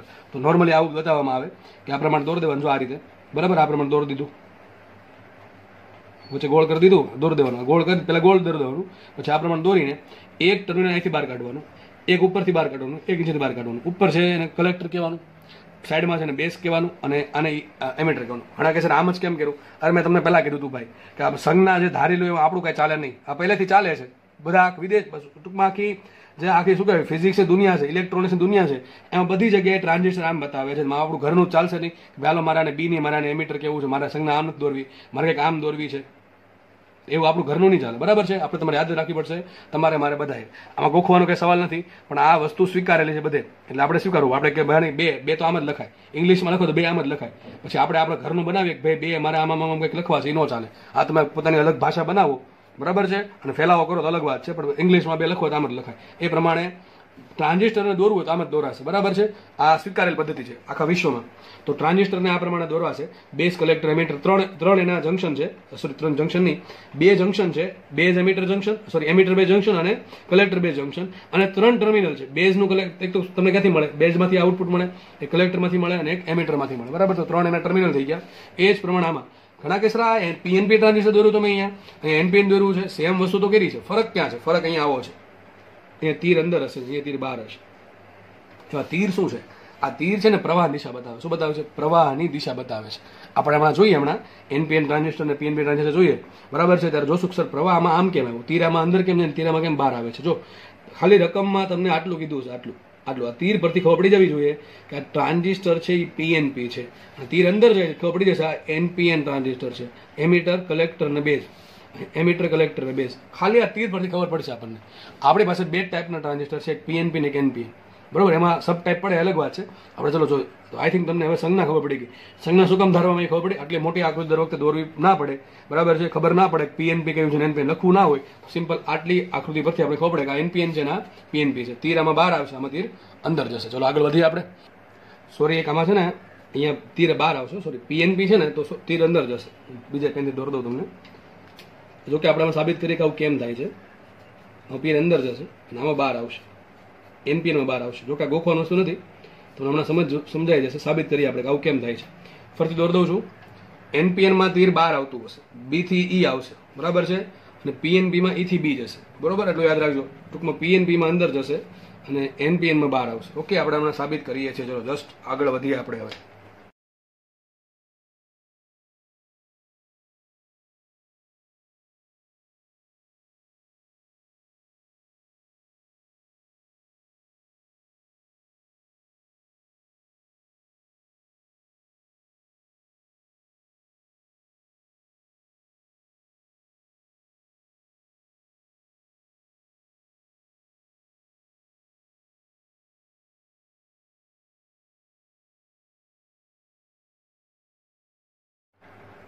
Okay, ચલો નવી થિયરી ભણીએ આપણે. એનપીએન ટ્રાન્ઝિસ્ટરની કાર્યવાહી. હવે આપણે એનપીએન ટ્રાન્ઝિસ્ટર બનાવી નાખો, બરાબર છે. પણ એને કામમાં મૂકવાનો છે ને, આપણે કંઈક કામ કરવા માટે બનાવ્યો છે. એ કામ આપણે જોશું કયા કયા કાર્યમાં યુઝ થાય છે. ઘણી બધી જગ્યાએ યુઝ થાય. એનપીએન ટ્રાન્ઝિસ્ટર, પીએનપી ટ્રાન્ઝિસ્ટર, બરોબર છે. તો આપણે એની બેઝિક પદ્ધતિ સમજીએ કે કયા સિદ્ધાંત પર કામ કરે છે અને હકીકત કઈ રીતે કામ કરે. જુઓ, તો મેં તમને અલગ અલગ કલરથી બતાવ્યું છે. આ કયો ટ્રાન્ઝિસ્ટર છે? એનપીએન દેખાય છે. એનપીએન, એન છે એમીટર બનશે, વચ્ચે પી છે બેઝનું કામ કરશે અને એન છે આ સાઈડનો કલેક્ટર કામ કરશે. જો એમીટરની સાઇઝ છે એ કલેક્ટર કરતાં થોડીક ઓછી છે, કલેક્ટરની સાઇઝ બહુ મોટી છે. એનથી નાની સાઇઝ એમીટરની સૌથી ઓછી સાઇઝ બેઝની છે. આટલી ખબર પડી ગઈ? એમીટર, બેઝ, કલેક્ટર, બરાબર છે. હવે જો મેં બે જંકશન દોર્યા છે. આજે છે ને આટલું હું તમને કહી દઉં છું. આ છે બેઝ, જો આટલું અહીંથી લઈને આ બેઝ છે, આ બેઝ છે, આ બેઝ છે, બરાબર છે. આ બેઝ બની ગયો. હવે તમને કીધું હમણાં કે આ એક સાઈડ એન સાઈડનો પદાર્થ, એક સાઈડ પી સાઈડનો પદાર્થ. હકીકત શું બન્યું? પીએન જંકશન ડાયોડ બન્યું. પીએન જંકશન ડાયોડના કારણે શું બનશે ખબર છે આપણને? એન વિભાગમાંથી પી વિભાગમાં અમુક ઇલેક્ટ્રોન જશે અને પી માંથી અમુક ભાગમાં એન ભાગમાં હોલ્સ આવશે. તેના કારણે વચ્ચે ડેપ્લેશન બનશે. બનશે કે નહીં બને? તો ડેપ્લેશન બેરિયર બને એવું છે. અને અહીંયા સેમ રીતે અહીંયા પી સાઈડનો પદાર્થ છે, એન સાઈડનો પદાર્થ છે. તો અહીંયા પી સાઈડના પદાર્થમાંથી અમુક હોલ્સ આમ જશે ને એનમાંથી અમુક હોલ્સ ઇલેક્ટ્રોન છે આ બાજુ આવશે. મેજોરિટી કેરિયર જે છે. તો એના કારણે અહીંયા પણ કલેક્ટર અને બેઝ વચ્ચે પણ એક જંકશન બનશે, બરાબર. અહીંયા બેનું ડેપ્લેશન બેરિયર, એક ડેપ્લેશન બેરિયર અહીંયા બનશે, એક ડેપ્લેશન બેરિયર અહીંયા બનશે. મેં તમને બેને અલગ અલગ કલર વડે દર્શાવ્યા છે. હવે ઘણાને પ્રશ્ન સિમ્પલ થવો જોઈએ ઘણા લોકોના મનમાં કે સર આ તમે જાડું દોર્યું છે, આ જે ડેપ્લેશન બેરિયર છે એની પહોળાઈ વધારે છે અને આ ડેપ્લેશન બેરિયરની પહોળાઈ ઓછી કેમ છે? એનું કારણ તમને હમણાં જ ખબર પડી જશે. એનું કારણ એ છે કે તમને હમણાં કીધું તમે કે જે એમીટર બેઝ જંકશન હોય, જે એમીટર અને બેઝ છે એને તમારે શેમાં જોડવાના? યાદ રાખજો, એમીટર બેઝને જોડવાના ફોરવર્ડ બાયસમાં. આપણે કામ કરીએ ફોરવર્ડ બાયસમાં જોડીએ. ચલો ધ્યાનથી સમજો ભાઈ. હવે બાકી ઉપરથી જશે.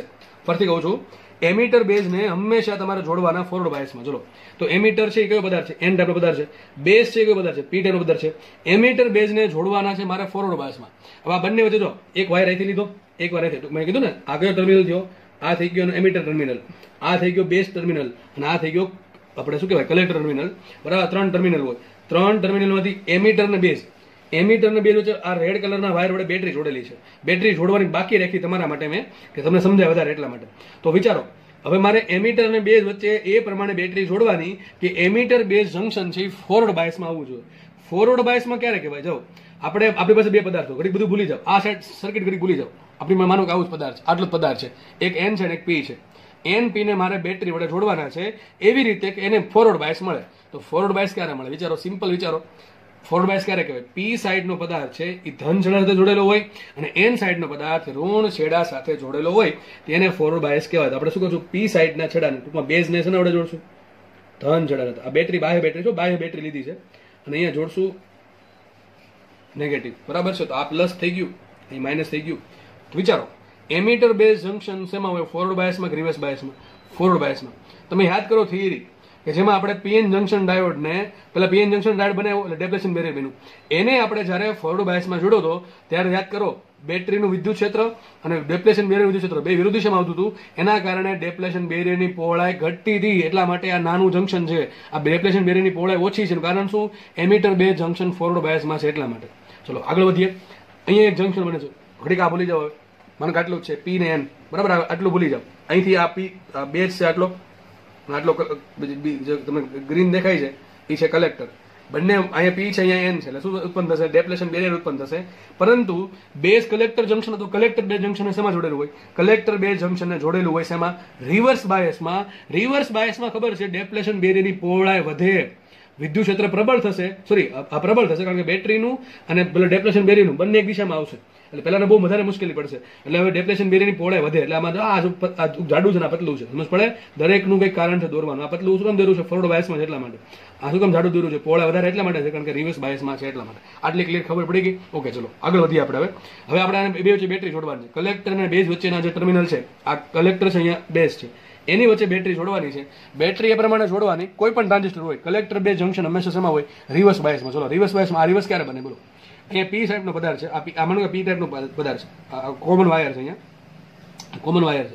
આ વાયર આમ આવે માનો ને આટલો. આ સર્કિટ ઘડી ભૂલી જાવ તો વાયર આ પ્રમાણે આવશે, બરોબર છે. ચલો અહીં બેઝ છે, અહીંયા કલેક્ટર છે. તો બેની વચ્ચે બેટરી જોડવાની છે એ રીતે કે અહીંથી રિવર્સ બાયસ બને. રિવર્સ બાયસ ક્યારે બને? પી સાઈડનો નેગેટિવ અને એન સાઈડનો પોઝિટિવ છેડો હોય. બેટરીનો ધન ને ઋણ છેડો છે એમાં ઋણ છેડો પીને આપીએ અને એન છેડો ધનને આપે. એનાથી ઊંધું તેને શું કહેવાય? રિવર્સ બાયસ કહેવાય. શું જોડશું? આને જોડશું આપણે ઋણ સાથે.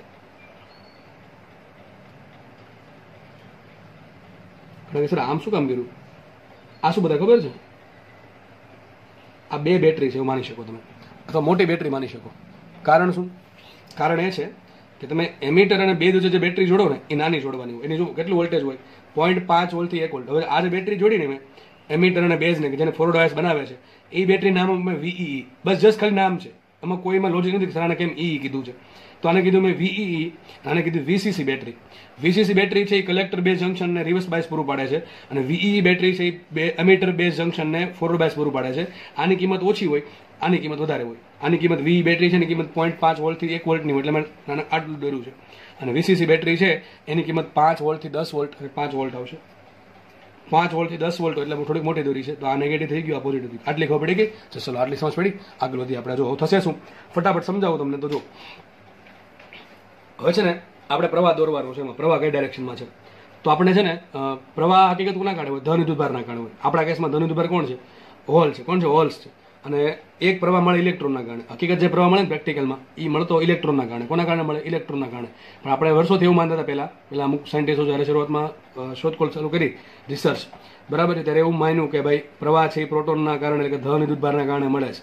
તો જે ડાયરેક્શન આપણે બતાવીએ છીએ એ ધન વિદ્યુતભારિત પ્રવાહના આધારે બતાવીએ છીએ, જે થોડી ખોટી છે. એમ તો એટલે કે ખોટી તો ના કહી શકાય, પણ આપણે જે ધારણા હતી વૈજ્ઞાનિકોની કે પ્રવાહ છે એ પ્રોટોનના કારણે ઉદ્ભવે છે, એ ધારણા ખોટી હતી. પણ ત્યાં સુધીમાં ઘણા બધા રિસર્ચ થઈ ગયા હતા, અને પ્રવાહની દિશા બદલાવાના કારણે કોઈ બધો ફરક પડે નહીં, સૂત્રમાં કોઈ ફરક પડે નહીં. બરાબર, તમે પ્રવાહ ઇલેક્ટ્રોનના કારણે દર્શાવો કે પ્રવાહ પ્રોટોનના કારણે દર્શાવો, બંનેના કારણે પ્રવાહ સરખો જ હોય. તો ઇલેક્ટ્રોનની દિશા, પ્રવાહની દિશા, અને પ્રોટોનના કારણે જે પ્રવાહ દિશા હોય હંમેશા કેવી હોય? વિરુદ્ધ હોય. ઇલેક્ટ્રોનનો પ્રવાહ આમ જતો હોય તો પ્રોટોનનો પ્રવાહ આમ જતો હોય, ટૂંકમાં દિશા કેવી વિરુદ્ધ હોય, પણ બેના મૂલ્ય જ સરખા જ હોય. એટલે સૂત્ર જે તારવા હતા, જે થિયરી બની હતી ત્યાં સુધીમાં, એમાં કોઈ ફરક પડ્યો નહીં. તો વૈજ્ઞાનિકોને કેવું કર્યું કે જે ભાઈ ઇલેક્ટ્રોનના કારણે જે પ્રવાહ મળે એને નામ આપણું સીધું આપણે એમ કહેશું કે ભાઈ ઇલેક્ટ્રોનના કારણે વહેતો પ્રવાહ. અને પ્રોટોનના કારણે આપણે પ્રવાહ માનતા આવીએ છીએ, ટ્રેડિશનલ થઈ ગયો, એટલે એને કીધું ટ્રેડિશનલ કરંટ અથવા રેવાજિક પ્રવાહ. શું કે રેવાજિક પ્રવાહ? અને મેં તમને પહેલા કીધેલું છે, આપણી ચોપડીમાં જ્યાં પણ તમને લખ્યું હોય કે વિદ્યુત પ્રવાહ 0.5 એમ્પિયરનો છે, તો આપણે એમ જ માનશું એ તમને કોનો આપ્યો છે? રેવાજિક પ્રવાહ આપ્યો છે, એટલે કે પ્રોટોનના કારણે વહેતો પ્રવાહ આપ્યો છે. હવે એક કામ કરશું આપણે, આ સર્કિટ સમજવા માટે છે ને આપણે ઇલેક્ટ્રોનનો પ્રવાહ ઘણો ઈઝી બને. બરાબર, ઇલેક્ટ્રોનના પ્રવાહના કારણે આપણે ગણતરી કરીએ તો ઘણો ઇઝીલી સોલ્વ થઈ જાય એવું છે. તો થશે જો આવું, જો પ્રોટોનનો પ્રવાહ ક્યાંથી ઉત્પન્ન થાય? પ્રોટોનનો પ્રવાહ ઉત્પન્ન થાય બેટરીના ધન છેડાથી ઉત્પન્ન થશે, અને આગળ વધીને બેટરીના ઋણ છેડામાં આવે. આપણે 2 સર્કિટ છે, તો એક પેલા આ સર્કિટ સમજશું, પછી આ સર્કિટ સમજશું. તો અહીંયા પ્રોટોનનો પ્રવાહ હોત તો ધન છેડાથી ઉત્પન્ન થાય અને ઋણ છેડામાં આવે. ઇલેક્ટ્રોનનો પ્રવાહ એટલે ઓપોઝિટ. ઇલેક્ટ્રોનનો પ્રવાહ છે એ ઋણ છેડામાંથી ઉત્પન્ન થાય, એટલે કે ઋણ છેડામાંથી બહાર નીકળે અને ધન છેડામાં અંદર આવે. તો આપણે કામ કરીશું, ઇલેક્ટ્રોનનો પ્રવાહ શોધીએ, ઇલેક્ટ્રોનનો પ્રવાહની ગણતરી કરીએ. તો મને કઈથી ઇલેક્ટ્રોનનો પ્રવાહ આ પ્રમાણે જાય છે. આ જે રેડ પેનથી દોરું છું, ઇલેક્ટ્રોન બતાવું છું, બરાબર છે. તો આ પ્રમાણે ઇલેક્ટ્રોનનો પ્રવાહ આ બાજુ આવશે, ઉપર જશે. બરાબર, માનો કે ઇલેક્ટ્રોન આવ્યા. હવે અહીંથી ઇલેક્ટ્રોન આવે છે.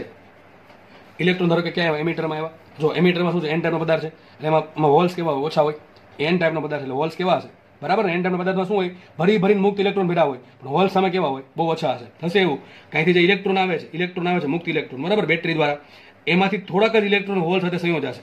કારણ શું છે? કારણ એ છે કે એમાં હોલ્સની સંખ્યા ઓછી છે, પણ આમાં ઘણા બધા ઇલેક્ટ્રોન છે, મુક્ત ઇલેક્ટ્રોન. થશે એવું, અહીંયા મુક્ત ઇલેક્ટ્રોન આવ્યો, એક મુક્ત ઇલેક્ટ્રોન બેટરીમાંથી આવ્યો, તો એક મુક્ત ઇલેક્ટ્રોન બહાર વહી જશે.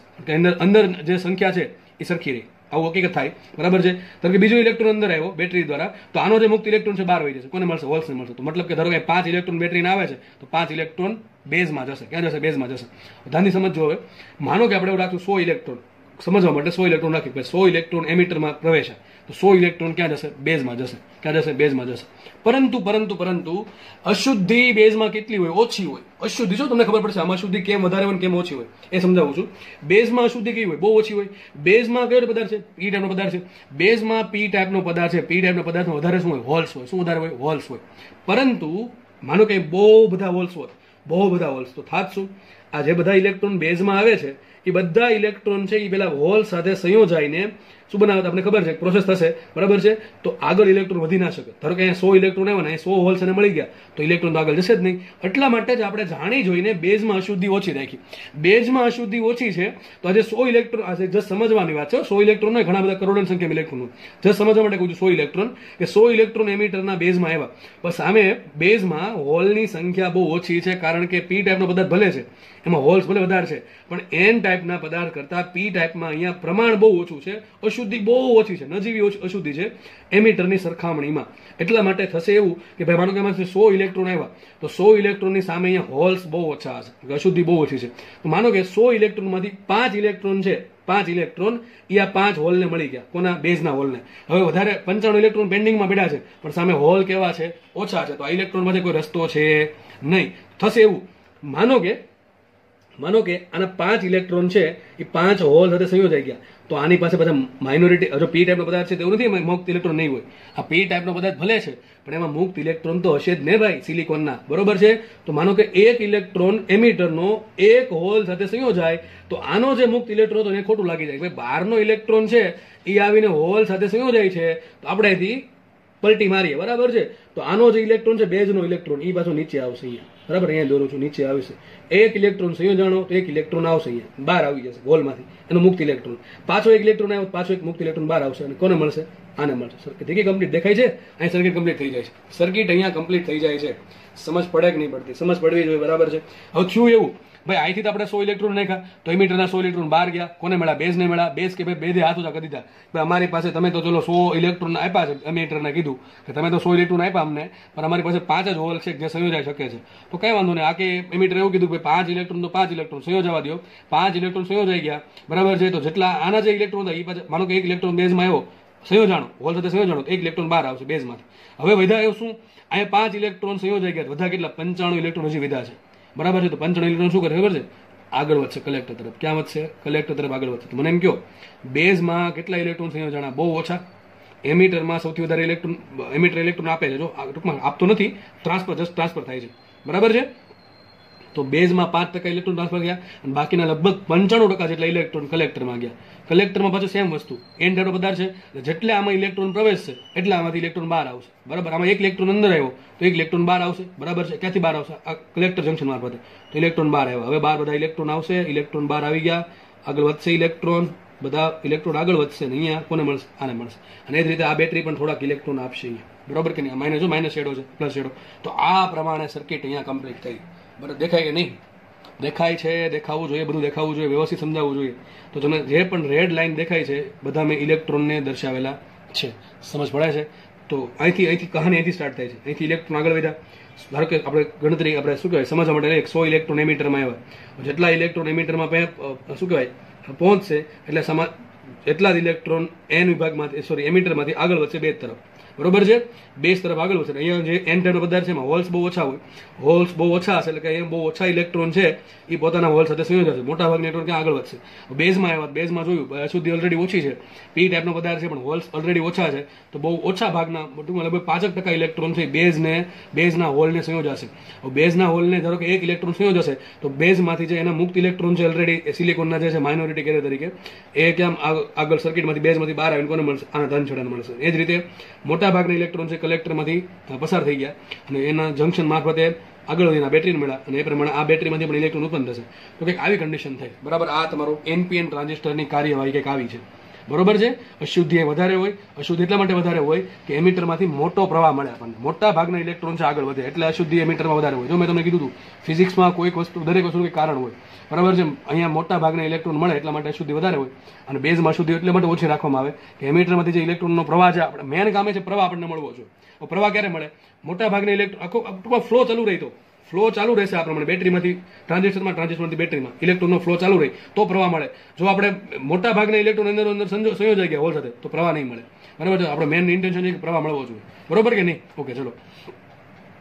અને પાછો એન ટાઈપનો પદાર્થ છે, જેટલા ઇલેક્ટ્રોન અહીંયા અંદર આવ્યા, જો એન ટાઈપનો પદાર્થ એટલે હોલ્સ ઓછા જ છે એટલે બહુ ચિંતા છે નહીં કે અહીંયા જે ઇલેક્ટ્રોન આવ્યા એ સામે પાછા હોલ્સને ઓછા સંયોજાય છે. બરાબર? સંયોજન છે કે ઓછા, કારણ કે અહીંયા હોલ્સની સંખ્યા બહુ ઓછી છે. તો આમાં ભરીને પહેલા ઇલેક્ટ્રોન ભર્યા હતા, એમાં ઇલેક્ટ્રોન ભર્યા હતા અને બહારથી પાછા ઇલેક્ટ્રોન આવે તો થશે શું? જેટલા ઇલેક્ટ્રોન આવે એટલા ઇલેક્ટ્રોન પાછા બહાર જશે.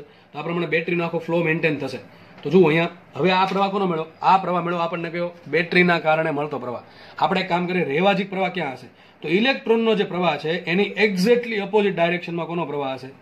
કોનો પ્રવાહ હશે? રેવાજીક પ્રવાહ. તો ચલો હવે જો અહીંયા વિચારો, જો આપણી પાસે એક સર્કિટ આ છે, એક સર્કિટ અહીંયા છે, બરાબર? આટલો ભાગ આટલો ભાગ છે, એક ભાગ અહીંયા છે અને એક ભાગ અહીંયા છે. જો આ ભાગ છે એ બેઝનો છે આ ભાગ છે આખો એ એમિટરનો છે અને આ ભાગ છે તમે સેફ્રોન અથવા ઓરેન્જ કલરમાં દેખાય છે કલેક્ટરનો છે, બરાબર છે. તો એમિટરના ભાગમાં જે પ્રવાહ વહે રેવાજિક પ્રવાહ એને કહેશું એમિટર પ્રવાહ આઈ. કયો પ્રવાહ કહેશું? આઈ. બેઝમાં જે પ્રવાહ હોય એને કહેવાય આઈબી અને કલેક્ટરમાં જે પ્રવાહ વહે છે એને કહેવાય આઈસી. ઇલેક્ટ્રોનનો પ્રવાહ આ બાજુ છે તો રેવાજિક પ્રવાહ આ બાજુ હશે. બેઝમાંથી ઇલેક્ટ્રોનનો પ્રવાહ આ બાજુ છે તો બેઝનો રેવાજિક પ્રવાહ આ બાજુ હશે અને કલેક્ટરમાં પ્રવાહ આ બાજુ છે તો કલેક્ટરનો રેવાજિક પ્રવાહ આ બાજુ હશે. બેટરી દ્વારા દોરવું તો આવું કંઈક લાગે, બરાબર. જો ઇલેક્ટ્રોન આમ આવે છે પ્રવાહ આમ આવશે, ઇલેક્ટ્રોન સામે આવે છે તો પેલો રેવાજિક પ્રવાહ ઊંધો આવશે, એક્ઝેક્ટ ઓપોઝિટ આવશે એની ડાયરેક્શન, બરોબર. તો અહીંયા કયો પ્રવાહ આવશે? આઈ આવશે. કયો આવશે? આઈ. અહીંયા કયો આવશે? આઈ. ચલો હવે જુઓ, બેઝમાંથી ઇલેક્ટ્રોન નીચે આવે છે તો બેઝમાં રેવાજિક પ્રવાહ ઉપર જશે, કયો? આઈબી. ઓકે. અહીંથી ઇલેક્ટ્રોન સામે આવે છે તો અહીંથી સામો એક પ્રવાહ જશે આઈસી. અહીંયા પણ તમે જોઈ શકો ઇલેક્ટ્રોન સામે આવે તો કરંટ આ રીતે હશે, કયો પ્રવાહ? રેવાજિક પ્રવાહ. આ થઈ ગયો આઈસી, આ થઈ ગયો આઈસી. ખાસ આ ભાગ જુઓ, આ ભાગ જુઓ. એ શું થયું? અહીંયા કંઈક આવું આવી કંઈક હાલત કન્ડિશન ઉત્પન્ન થઈ છે. જુઓ આ ઓ પોઈન્ટ દોરો, અહીંયા કંઈક આવું કંઈક થયું. જો શાંતિથી સમજો તો તમને લાગશે લગભગ આવું કે જો આઈ જેટલો પ્રવાહ અંદર આવ્યો, આઈ જેટલો પ્રવાહ અંદર આવ્યો છે, બરાબર છે. એના બે ભાગ પડે. એક ભાગ થોડોક આઈબી, જો હું રેવાજિક પ્રવાહ વાત કરું છું, ઇલેક્ટ્રોન પ્રવાહ આપણે જસ્ટ સમજવા માટે લીધો. હવે તમને રેવાજિક પ્રવાહ સમજાવું છું. તો આઈ રેવાજિક પ્રવાહ દોરવાનું કે ઇલેક્ટ્રોનના કરંટની વિરુદ્ધ દિશામાં, એ મેં તમને પહેલા કીધું હતું. આઈ જેટલો કરંટ આ ઓ પાસે આવે છે, બરાબર છે. એમાંથી આઈબી જેટલો કરંટ ઉપર ગયો, બે જંક્શનમાં ગયો. જો મેન છે એ એમિટરમાંથી પ્રવાહ ઉત્પન્ન થયો, કારણ કે એમિટરમાં સુધી સૌથી વધારે હોય. મેં તમને કીધું હતું એમિટરમાં સુધી સૌથી વધારે હોય અને એમિટર જે કરંટ ઉત્પન્ન કરશે એમાંથી થોડોક પ્રવાહ આઈબીમાં જશે ને થોડોક પ્રવાહ આઈસીમાં જશે, બરાબર કે નહીં? અપ્લાય કરો. ચલો કિર્ચોફનો પહેલો નિયમ. કિર્ચોફનો પહેલો નિયમ શું કહે છે? જંક્શન તરફ આવતો પ્રવાહ બરાબર જંક્શનથી દૂર જતો પ્રવાહ. લખાઈશું અહીંયા સિમ્પલ ભાષામાં લખાય એવું લખાય. અહીંયા લખવું હોય તો કે I is equal to I B plus IC, most IMP સમીકરણ. આટલું સમજાવવા માટે આટલું સમજાવ્યું તમને. હું ધારત તો તમને સીધું આપી શકતો હતો, પણ ચલો આપણે કદાચ થોડુંક ફંડામેન્ટલ ક્લિયર થાય, વધારે સમય ટ્રાન્ઝિસ્ટર યાદ રહે એટલા માટે જસ્ટ તમારા માટે આટલું મેં જહેમત ઉઠાવી. તમારી જ રિસ્પોન્સિબિલિટી એ છે કે આપણે આને યાદ રાખીએ, બરાબર છે. તો આપણે ત્રણ પ્રવાહ મળે, આઈ, આઈબી ને આઈસી. હંમેશા સૂત્ર શું આવશે? આઈ બરાબર આઈબી પ્લસ આઈસી. મેં તમને હમણાં કીધું કે બેઝમાંથી એમિટરમાંથી બેઝમાં માત્ર 5% ઇલેક્ટ્રોન સંયોજાય છે તો બેઝ પ્રવાહ બહુ ઓછો હોય. બેઝ પ્રવાહ ઓછો હશે એની સામે કલેક્ટર પ્રવાહ બહુ ઓછો હશે. સૌથી મોટો પ્રવાહ કોણ હશે? આઈ. દેખાય છે ને? આઈ બરાબર આઈબી પ્લસ આઈસી છે. આ મૂલ્ય છે, મૂલ્ય છે. તો આઈ સૌથી મોટો હશે. એના બે ભાગ પડે, આઈબી ને આઈસી. આઈબી છે એની કિંમત બહુ ઓછી હશે અને સામે આઈસી ની કિંમત બહુ વધારે હશે. સૌથી મોટો તો આઈ છે. માનો કે આ 100% હોય, જનરલી આવું હોય. માનો કે આ 100% હોય તો આ લગભગ 5% હશે, આ હશે 95%. જો આવું નથી 5% જ હોય, લગભગ કહું છું, પણ એવું નહીં હોય કે આ 95% ને આ 5%, એવું પાછું નહીં હોય, બરાબર છે. આની ટૂંકમાં આની કિંમત આઈબી ની બહુ ઓછી છે, કારણ શું? અશુદ્ધિ ઓછી છે એટલે બહુ ઓછા પ્રમાણમાં ઇલેક્ટ્રોન છે હોલ સાથે સંયોજાવાનો અને શું કહેવાય શક્યતા બહુ ઓછી છે હોલ સાથે સંયોજાવાનો, કારણ કે ઓલરેડી ઓછા સંખ્યા છે એટલા માટે. તો આઈ 100% હોય તો આઈબી લગભગ 5% હશે અને આઈસી ઇઝ ઇક્વલ ટુ 95% હશે. જે પ્રમાણે મેં તમને એનપીએન ભણાવ્યું એ જ પ્રમાણે ફટાફટ આપણે પીએનપી ભણી લઈએ છીએ, કારણ કે બેની કાર્યવાહી સરખી જ છે. જો મેં આકૃતિમાં ઓલરેડી ભરી દીધી છે. પીએનપી ટ્રાન્ઝિસ્ટરમાં શું થશે? આ એમીટર છે, આખો એટલો એમીટર છે, આટલો એ પી સાઈડનો પદાર્થ, અહીંયા બેઝ છે એ એન ટાઈપનો પદાર્થ, અને એન ટાઈપનો પદાર્થ બેઝ છે અને કલેક્ટર છે પી ટાઈપનો પદાર્થ, કારણ કે આપણે પીએનપી ટ્રાન્ઝિસ્ટરની વાત કરીએ છીએ. એમીટર અને બેઝ વચ્ચે એક જંક્શન બનશે. એ જંક્શનની પહોળાઈ નાની હશે, કારણ શું? કારણ કે એમીટર બેઝ ને કોઈ પણ ટ્રાન્ઝિસ્ટર હોય, એનપી અને પીએનપી હોય, એક જ વાત. એમીટર બેઝ જોડવાનું છે એમાં ફોરવર્ડ બાયસમાં અને બેઝ અને કલેક્ટરને જોડવાનું છે એમાં રિવર્સ બાયસમાં. એટલે આની પહોળાઈ થોડીક વધારે છે, આ પહોળાઈ વધારે છે અને સામે આ જંક્શનની પહોળાઈ કેવી છે? ઓછી છે. ડેપ્લેશન બેરિયરની પહોળાઈ અહીંયા ઓછી છે, અહીંયા વધારે છે. આપણે કામ કરીએ બેટરી જોડે તો 3 ટર્મિનલ ખબર છે, આ છે અને આને ઈ કહેવાય, અહીંયા જે છે ને બી કહેવાય અને અહીંયા જે છે ને સી કહેવાય, બરાબર? 3 ટર્મિનલ છે. હવે 2 મીટર અને બેઝ બંને જોડીએ. બંને જોડવાનું કઈ છે? કોઈ પણ પ્રકારનું ટ્રાન્ઝિસ્ટર હંમેશા એક જ વસ્તુ યાદ રાખવાની કે એમીટર બેઝને જોડવાના છે એમાં ફોરવર્ડ બાયસમાં, બેઝ કલેક્ટરને જોડવાના છે એમાં રિવર્સ બાયસમાં. આ એક વસ્તુ મગજમાં બેસાડી દેવી, બરાબર? આ સેન્ટેન્સ તમને પૂછાશે, 4 માર્ક અપાવશે આ સેન્ટેન્સ કે ભાઈ ટ્રાન્ઝિસ્ટર કઈ રીતે કામ કરતો. સિમ્પલ વાત, emitter base junction forward bias, collector base junction reverse bias. હવે તમે 4 સેન્ટેન્સ અલગ અલગ બંને આપશે, આવા રોકડા 4 માર્ક મળતા હોય તો કોઈ દી ગુમાવવા જોઈએ નહીં, બરાબર? અને આપણે નકર તમને ભણાવું છું ને પાછું કે ભાઈ હકીકત આ પ્રમાણે કામ કરે છે. ઓકે, ચલો ફટાફટ વધીએ આગળ. તો એમીટર બેઝ, અહીંયા એમીટર, આ એમીટરનો અને બેઝને કનેક્ટ કરતો આ બેટરી છે, બરાબર છે? કનેક્ટ કરતી બેટરી છે. આ બેટરી આપણે એ પ્રમાણે જોડવાની છે કે આને ફોરવર્ડ બાયસ મળે. તો પી ટાઈપનો પદાર્થ અહીંયા છે, એન ટાઈપનો પદાર્થ અહીંયા છે. આગળના કેસમાં ઊંધું હતું, જો આગળના કેસમાં ઊંધું હતું, અહીંયા એને તો અહીંયા પી હતું અને પી આપણે 100 વાતની એક વાત, ફોરવર્ડ બાયસ ક્યારે બને એ ગોખેલું હોય તો ન આવડે, બાકી સમજેલા યાદ તરત આવડી જાય કે પી ટાઈપના પદાર્થને ધન સાથે જોડો અને એન ટાઈપના પદાર્થને ઋણ સાથે જોડો, શું બનશે? ફોરવર્ડ બાયસની બેટરી જો ઊંધી બનશે, બેટરી ઊંધી બનશે તો પ્રવાહ આખો પેલા કરતા ઊંધો આવશે, બરાબર. આપણે આની વાત કરીએ બેઝ કલેક્ટર જંકશન. થોડીક 2 મિનિટ લઈશ તમારી, પણ થોડુંક આપત્તિ છે એટલા માટે, બરાબર. તો એન અને બેઝ અને કલેક્ટર, તો એન ટાઈપ ને પી ટાઈપ બેઝ કલેક્ટરને જોડવાનું છે રિવર્સ બાયસમાં. રિવર્સ બાયસ ક્યારે બને કે એન ટાઈપના તમે ધન સાથે બેટરી સાથે જોડો અને પી ટાઈપને ઋણ બેટરી સાથે જોડો તો શું બનશે તમારું? Reverse bias. તો અહીંયા આ બની ગયું ફોરવર્ડ બાયસ, આ બની ગયું રિવર્સ બાયસ, બરાબર છે. આ પ્રમાણે રિવર્સ બાયસ ફોરવર્ડ બાયસ બનશે. હવે જસ્ટ થશે એવું કે તમે આમાં ડાયરેક્ટલી એમ વિચારી શકો ભાઈ ચલો પ્લસ બેટરી આપણે એક કામ કરી શકીએ આમાં પણ તમે વિચારી શકો કે ભાઈ તમને છે ને ઇલેક્ટ્રોનના કારણે પ્રવાહ મળે. કોના કારણે મળે? ઇલેક્ટ્રોનના કારણે. મેં જસ્ટ આમાં અંદર જ બતાવ્યું, તમને ખાલી ઉપર બતાવી દઉં, ઉપર ચલો બતાવી દઉં છું, કારણ કે આગળ જે સમજેલા છે એ જ સમજવાનું છે કે ભાઈ ઋણ બેટરીના ઋણ છેડામાંથી ઇલેક્ટ્રોન ઉત્પન્ન થયા. થોડાક ઇલેક્ટ્રોન ક્યાં જશે? ઉપર જશે. ઇલેક્ટ્રોન ઉપર ગયા, ઓકે, આમ ઉપર જશે ઇલેક્ટ્રોન, પણ હવે ઉપર જવામાં સંખ્યા બહુ ઓછી છે. કારણ શું? અહીંયા ઇલેક્ટ્રોન બેઝ મેં તમને કીધું અશુદ્ધિનું પ્રમાણ ઓછું છે, એટલે ઓછા ઇલેક્ટ્રોન હશે. મોટા ભાગના ઇલેક્ટ્રોન આ પ્રમાણ જશે. આ બેટરીના પ્લસ છેડામાં આવે, પ્લસ છેડામાંથી આગળ વધીને કલેક્ટરમાં અંદર જશે. તો આ પ્રમાણે તમે ઇલેક્ટ્રોનનો પ્રવાહ છે આ પ્રમાણે ગણી શકો. આ પ્રમાણે ઇલેક્ટ્રોનનો પ્રવાહ ગણી શકો, બરાબર છે. ઇલેક્ટ્રોન આમ જશે અને મોટા બેઝમાં જે ઇલેક્ટ્રોન ગયા એ બધા ક્યાં આવશે? બધા એમિટર તરફ આવશે. ક્યાં આવશે? બધા એમિટર તરફ આવશે. અને જે અહીંથી જે ઇલેક્ટ્રોન આગળ વધે છે પ્લસમાંથી માઇનસમાંથી જે આગળ વધે છે, બરાબર છે, બધા ઇલેક્ટ્રોન ક્યાં આવશે? આગળ આવશે. આ રીતે બધા ઇલેક્ટ્રોન આગળ આવશે. બધા ટૂંકમાં બેઝના ઇલેક્ટ્રોન અને કલેક્ટરના ઇલેક્ટ્રોન બધા ક્યાંથી પસાર થશે? એમિટરમાંથી પસાર થશે. પાછા બધા ઇલેક્ટ્રોન મળી જશે, બરાબર. આ પ્રમાણે વસ્તુ છે. ઇલેક્ટ્રોનના કારણે સમજવું ન હોય તો આને છે ને તમે હોલ્સ પરથી પણ સમજી શકો, કારણ કે અહીંયા પીએનપી છે, પીમાં હોલ્સ વધારે હોય, આ પીમાં પણ હોલ્સ વધારે હોય અને એનમાં ઇલેક્ટ્રોન વધારે હોય, બરાબર છે. થશે જો આવું કે બહુ બધા હોલ્સ માની શકો તમે કે ભાઈ ધન છેડામાંથી પ્રવાહ ઉત્પન્ન થયો. જો ઇલેક્ટ્રોનની જે દિશા છે ને એની વિરુદ્ધ દિશામાં મેં છે ને આ બ્લુ કલરની લાઇનથી તમને રેવાજિક પ્રવાહ બતાવ્યો છે. તમને જે રેડ દેખાય છે, રેડ કલર, એ છે ઇલેક્ટ્રોનનો પ્રવાહ, અને સામે આ જે દૂર અત્યારે આ પણ ઇલેક્ટ્રોનનો પ્રવાહ છે. હોલ્સનો પ્રવાહ અથવા રેવાજિક પ્રવાહ ક્યાં હોય? તો ઇલેક્ટ્રોનના પ્રવાહની એક્ઝેક્ટલી ઓપોઝિટ ડાયરેક્શનમાં. તો જો આ ઇલેક્ટ્રોન આ બાજુ આવે છે તો રેવાજિક પ્રવાહ આ બાજુ છે, રેવાજિક પ્રવાહ આ બાજુ છે. હકીકત તમે માનો કે હોલ્સનો પ્રવાહ છે, માનો કે અહીંથી 100 હોલ્સ ઉત્પન્ન થયા, જસ્ટ સમજવા માટે, આવું કંઈ ના હોય, જસ્ટ સમજવા માટે કહું છું. તો 100 હોલ્સ અંદર આવ્યા, બરોબર, તો સામેથી 100 હોલ્સ બહાર નીકળશે. હવે 100 હોલ્સ બહાર આવ્યા તો કયો પદાર્થ છે? એન ટાઈપનો પદાર્થ છે. 100 હોલ્સને શું મળશે? સામે ઇલેક્ટ્રોન મળશે, પણ બેઝમાં ઇલેક્ટ્રોનનું પ્રમાણ કેવું હોય? બહુ ઓછું, કારણ કે એન ટાઈપનો પદાર્થ ભલે છે, એમાં ભલે મુક્ત ઇલેક્ટ્રોન વધારે છે, પરંતુ અશુદ્ધિનું પ્રમાણ બહુ ઓછું છે. અશુદ્ધિનું પ્રમાણ બહુ ઓછું છે, તો સામે મુક્ત ઇલેક્ટ્રોનની સંખ્યા પણ ઓછી હશે. તો સામે 100 હોલ્સ આવ્યા છે, તો સામે બેઝમાં અહીંથી 100 હોલ્સ આવ્યા તો 100 હોલ્સ બહાર નીકળશે, કારણ કે ઓલરેડી પી ટાઈપનો પદાર્થ છે, તો હોલ્સ બહુ વધારે છે. તો 100 હોલ્સ બેટરી વડે મળ્યા, જસ્ટ ખાલી સમજવા માટે 100 હોલ્સ બેટરી વડે મળ્યા. હકીકત બેટરી હોલ્સ ન આપે, પણ સમજવા માટે જસ્ટ ખાલી તમને બેટરી વડે 100 હોલ્સ મળ્યા. 100 હોલ્સ બહાર નીકળીને કોને મળશે? એન ટાઈપના પદાર્થ, એટલે કે એન બેઝને મળશે. બેઝમાં ઇલેક્ટ્રોન ભલે એન ટાઈપનો પદાર્થ છે, ઇલેક્ટ્રોન છે, મુક્ત ઇલેક્ટ્રોન, અશુદ્ધિ બહુ ઓછી છે, તો બહુ ઓછા પ્રમાણમાં એને ઇલેક્ટ્રોન મળશે, બરાબર, હોલ્સને. તો ધારો કે 100 હોલ્સમાંથી માનો કે 5 હોલ્સ છે એને જ ઇલેક્ટ્રોન મળ્યા, બરોબર છે. 5 હોલ્સ ઇલેક્ટ્રોનને મળી ગયા તો એક હોલ્સ બહાર આવી જશે. એક હોલ ઇલેક્ટ્રોનને મળ્યો, એક હોલ બહાર આવશે. પેલા જેવું હતું એવું જ અહીંયા છે, પણ ત્યાં મેં તમને ઇલેક્ટ્રોનના કારણે બતાવ્યો હતો, અહીંયા હોલ્સના કારણે પ્રવાહ બતાવું છું. તો અહીંયા હોલ્સ બહાર આવશે તો હોલ્સના કારણે પ્રવાહ ઉત્પન્ન થશે, આઈબી કરંટ, બરોબર છે. અને એ પાછું કોને મળશે? આ રીતે મળી જશે. અને ધારો કે અહીંયા મોટા ભાગના 95 હોલ છે એ હવે અહીંયા ઇલેક્ટ્રોન સેચ્યુરેશન થઈ ગયા, તો 95% ઇલેક્ટ્રોન હોલ છે આગળ વધશે, એમાં કલેક્ટરમાં વધશે.